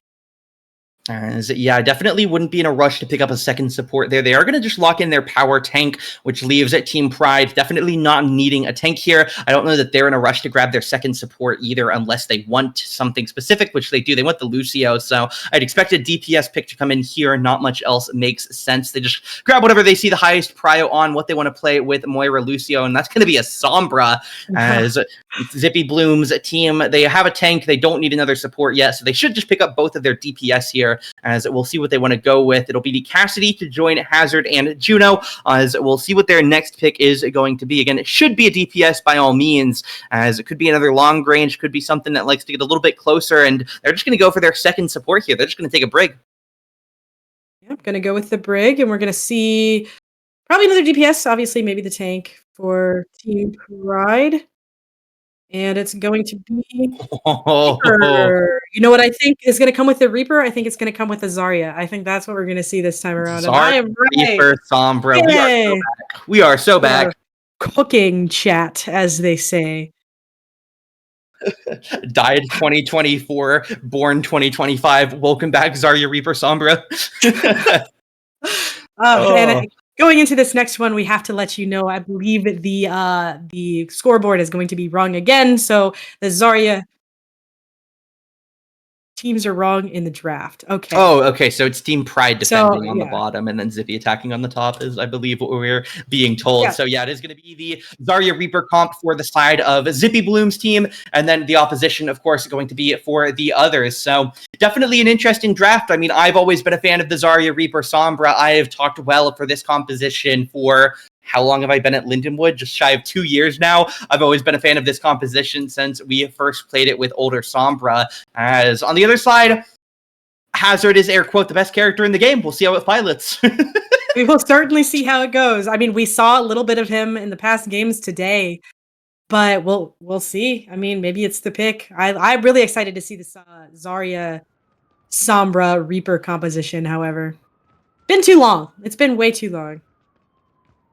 As yeah, we have about 15-20 seconds before we get things opened up here. As again, realistically looking at the clock, I believe that this will be our last round of Overwatch. I don't think that we're going to ship that CTF game. Obviously, again, we'll wait for an official call on that one, but we're heading into what may be our final bout of Overwatch here in the Collegiate Crossfire. Obviously, it's not just Lindenwood versus Wichita, so can't really say which team is in the lead right now, but at least for this bout, it'll be the defense trying to put up a decent job here. Is Hazard. Massive spike comes out early to start the round off, and Ronan already opens things up. Super big performance by him in this round, as they get 3 kills already, and I think that's just the first point gone. Yeah, that was pretty insane. The Finn gets blocked off, tries to get something started, but he just gets pushed back extremely quickly. And Team Pride gonna take this first point pretty fast. This lasted way longer the last round, I just have to say. Are we going to get a quick little 45-second round to end the series? Surely not. Surely not. Ronan absolutely popping off on these tank characters, however. As we are spamming Minecraft movie references in chat as we open up the next fight. Felius takes down Zippy Bloom. The Cassidy finds that Sombra lacking, as Zippy not going to be in this round for potentially much longer. Already only 45 meters to go until the end as Felius pops a Deadeye. Oh, he hit somebody. Reaper on your right? Wow. Surely. Yeah, Okay. it did not kill the Deadeye, unfortunately. Again, I think that's our fourth Deadeye now, finding nothing as Felius does kill Ether with the normal gun. Obviously, is a Peacekeeper. Nice damage on its own. Is Reaper going to get taken down? And while he does kill Cassidy, it's a deep backup here by this defensive side as Team Zippy Bloom really struggling at the moment, is already 9 meters away from losing out on the map and the objective. As 6 meters to go, Rally comes out, Fathom trying to hold on. It's Juno popping down the torpedoes. If somebody can come kill this Lucio, the round could be over within a moment, as Cass is going to get back to the point. He's going to try and hold down onto the Reaper on the reset, as Widow One Tricks trying to get whatever they can. May putting the damage back on. Reaper has to go into the Wraith form to try and stay alive. Cass pressuring out. Pride is going to try and stop the teleport, but the teleport comes in. EMP comes out now. It's almost going to be the wall. Death Blossom comes in and the orbital laser, not going to keep them safe. Blizzard in the 1v3. This is aggressive by the May, and the Wraith form is going to counter it out there. So it is just going to be the hold for the moment. 4.5 meters, as we'll see if Team Zippy is able to hold on for another 4 minutes. Yeah, I think that if I saw that correctly, the EMP not really catching anything, doesn't really do too much or get the value maybe he wanted out of it. And we saw actually a lot of ultimates come out pretty recently, but I guess Feely is starting off this fight with a kill. Could mean big grab hits everybody. Very big grab. He does not have EMP. Just translocates up to get a kill. I don't think they're going to get much off of that one, as they're charging back in now, getting close to that 5 meter, 3 meter, 2.75 as it's contested. As they do actually just drop out a couple of their players here, trying to hold on, fighting forward. As Pride getting away as he's going to try and back out, but him and Asolius get picked up here. Felius did on the side as Zippy team holds again. Yeah, they end up holding it again. Obviously, they still have to do it for another 3.5 minutes, and there's obviously the cart goes backwards a little bit. You have to worry about what's going to come out. A huge TP from Widow, maybe not working out the way he wants, but he ends up getting out alive. Ends up not mattering in the meantime, but. Lucio B comes out here to try and stall. They're playing very aggressive positioning here, as it's going to work out for them. Felius goes down. The rest of the team able to hold on to what they have, as Big Fight still holding on. Ronin going to put some damage outward as the Hazard trying to back away. He's getting his supports a nice bit of ult charge here, as we do see a couple of ults available. Cast Deadeye, then it's going to be the Rally. On the other side, EMP available. Some other ults above us, that 70-point marker, as Brig goes down to the Virus here, as the point just continues to slowly move backwards, and Team Pride losing all of that momentum that they had. Yeah, they have, like you said, no momentum. They just keep getting pushed back, or one by one. They can't really find a good way to push themselves past getting like picked off like little by little. I don't know, but Team Zippy Bloom has this ultimate, has this EMP on the board. Asulius gonna be down already. I mean, they have to find, like I said, the opening, and they have ultimates on the board to be able to do so, but they're just getting pushed out really, really hard by Team Zippy Blue.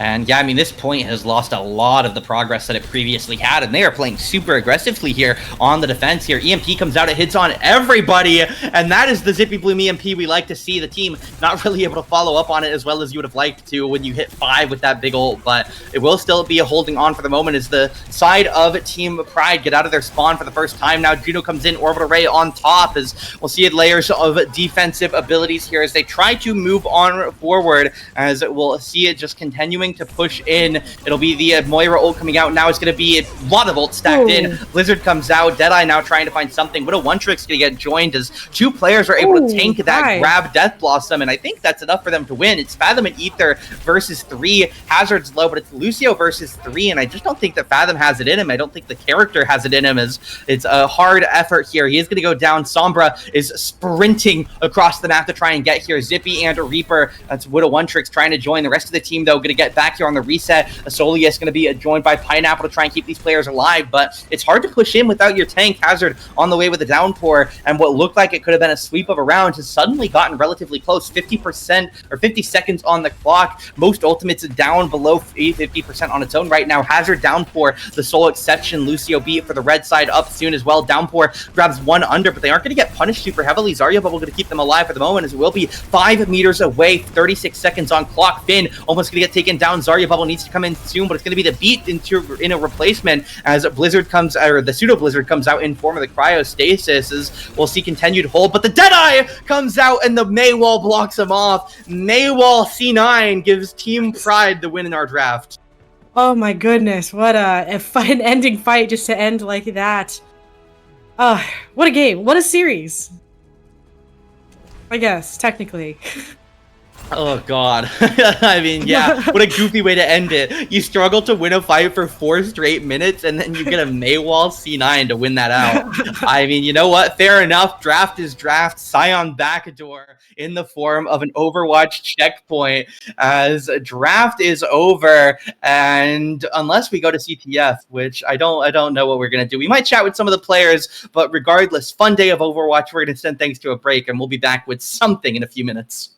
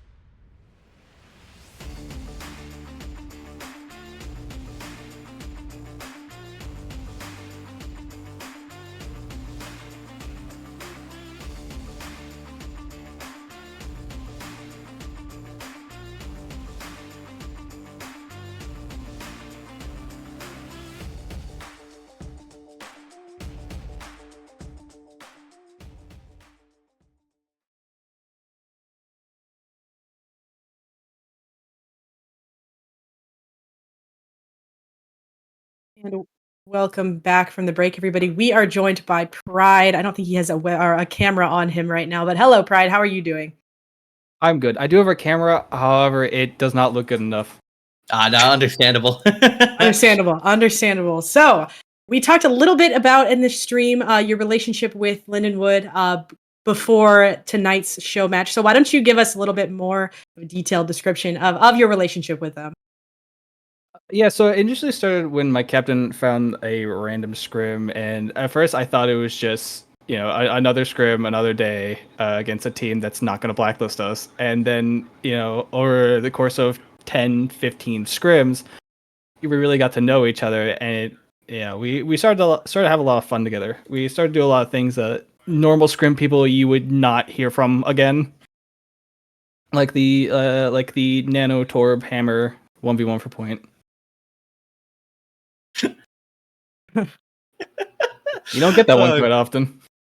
Yeah, I definitely can understand how there would potentially be some teams not trying to get that, but obviously sounds like it was a good time there. And another follow-up to your relationship with the team, I hear that you have a bit of a unique relationship with Mr. Bloom of the Zippy.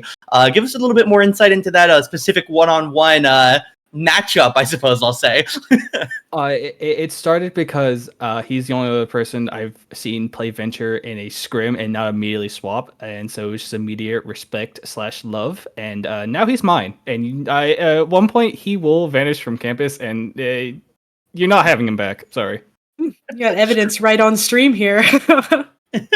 I'll admit to it. I won't surrender him. Okay. Oh. All right. So obviously we just finished that show match, and you ended up winning the last game. Congratulations. Thank you. So I just want to know your favorite moment of the whole thing, from GOATs to the best of 3 to the last match. What's your favorite moment that happened? Ooh, favorite? Well, my favorite moment always is when I get to play Venture. I am a avid Venture fan. I reached rank 78 with Venture this season. And so that I just love the character, even though it barely functions. Although just honestly, just having fun in Overwatch, playing goofy stuff it's always fun to me. And I mean, yeah, I do think it's worth noting. Obviously, the stream can't see this. Your Discord username says Venture Player, and then your server profile is best Venture NA. Duh. Yeah, I assumed when you joined you're a bit of a Venture player, but you said you at what, rank 78? 78. Yep. Or did you guys play a lot of Venture in your normal matches? I assume obviously it seems to be a bit of a specialty. I sure don't give him a choice. But then, yeah, obviously, have you ever done anything? Obviously, I mean, you've probably played a game of 6v6 goats before in your Overwatch career, but I don't know how deep your guys' shenanigans in scrim blocks get. Have you guys ever done anything semi-organized like this, either with or without Lindenwood? So I've actually never played a game of goats. I joined when Echo released. No, it's okay. I joined when Echo released, so goats had been long gone by then. And I always saw clips of goats, and it always looked interesting. But I don't know what. No disrespect to Thistle, but break did not work in that code. Yeah. Yeah, we know. We saw the break problems. Yeah. Obviously, we saw the ultimates, and then the lack of ultimates. So I couldn't get perk charge, because to get perk charge you need to obviously get ult charge, and I can't build ult charge because my ult charge doesn't exist. So that was fun.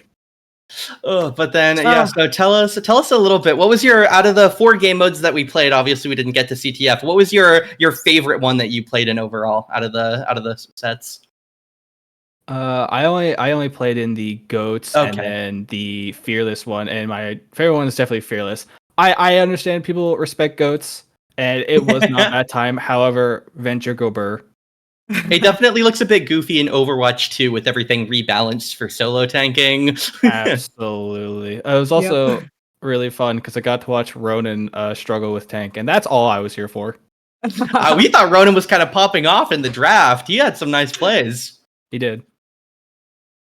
But every single moment of that VC was, I don't know what I'm doing, and let's go in. Love that. Love that. Uh, well, I don't have any other questions for you other than if you want to add something on the end here. So if you want to, go for it. Otherwise, thank you for joining us. Yeah, this was super fun, and I hope for us to do this again with maybe some different aspects, maybe in April Fool's mode or April Fool's version. That'd be fun. But yeah, I'm glad that on behalf of WSU, thank you for inviting us to this. Yeah, definitely been fun. Well, thank you for joining us. We'll let you get out of here. We'll head things back over to a break, and we'll speak with the other half of the air quote rival room. We'll have a chat with Zippy here in a moment. Ah, my beloved.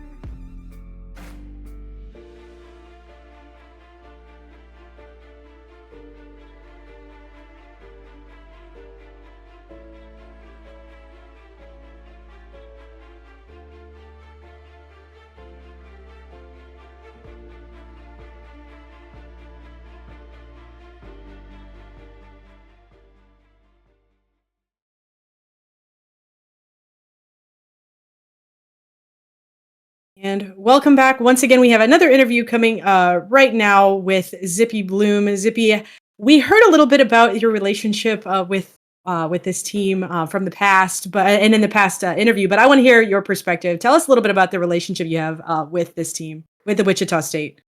Yes. So we just it was a whole thing. We played them one Friday and then came to say we were going to keep playing against them, and we had this whole joke going on where every week I would forget that we fought because we eventually we just arranged that it would happen every Friday. We had there was this whole thing where I would forget every week. I'd ask, "Who are we fighting today?" And they say Wichita. And I'm like, "Really? I hate those guys." Every single week. And you know, it's kind of evolved past that. That was just more of a joke than anything. And then we saw them at the Mizzou LAN in person. And now we're all good friends. They're in our server on Discord. We're in their server on Discord, and it's a great time now. And then, yeah, we heard a little bit about I suppose I'll say special relationship, but potentially involving you being kidnapped out of St. Charles. But tell us a little bit about that specific case. Yeah, so we're going straight into it, huh? Yeah, just out of nowhere, this Pride guy starts messaging me saying like I'm his Pookie Bear and stuff like that. And you know what? I guess I kind of am at this point. That's about the extent of it. We saw each other at Mizzou. That was fun. And then now we're good buddies. We play some Venture sometimes. All right, good to hear. Maybe a little bit more than good buddies, but who's to say? You heard it here first. So, you just finished a show match. I honestly cannot remember whether you won or lost, but you had to have some favorite moments. What was your favorite moment? Yeah, I went even. My favorite moment was definitely like just all of Nepal. I had a great time on Nepal. My captain was like, "We could do Ash or you could go Hanzo." I was like, "You know what? Put me on the Hanzo." I had such a good time on the Hanzo. And then we get to the next point, and I played some good old fashioned Sombra, and we go to Gibby, and they're expecting the Hanzo, so I go the Torbjorn. And you know what? I believe we lost Gibby, but God, I had a great time. Just all of it was really great. Temple of Anubis, I got to play some wholesome casts. Man, I really wish I played more casts. I enjoyed the whole thing. I don't care win or loss. Speaking of casts, are we ever going to see Cassidy Ult get another kill? If Lifeweaver becomes meta, maybe. Maybe. That's depressing. If Lifeweaver becomes meta is the worst qualifier. Sorry, I don't think you're going to be getting a kill on that with that character on that ultimate. And then, yeah, obviously you mentioned Nepal there a little bit, but I am curious, were these matches like the same competition level as you expected? Like, I kind of expected one of the teams, not like a specific team, but just one of the teams to be favored in most of the matchups. But like thinking back to the best of three, the Nepal match was really close. Flashpoint was back and forth for a bit. The same with the Escort in the middle there. Were these closer quality matches than you were expecting, or did you expect this close level of competition? I wasn't really expecting super close competition, especially not for the Fearless one. But it was super competitive. I'd say that they were all like really close, except for like the Goats matches, which like half of us have never played Goats before, myself included. But I'm so down to do Goats again. I got to play Zen. So yeah, it was way more competitive than I was anticipating. And myself personally, I haven't played like any Overwatch this week. Just been doing homework. But I got 8 hours last night, and that's really all I need.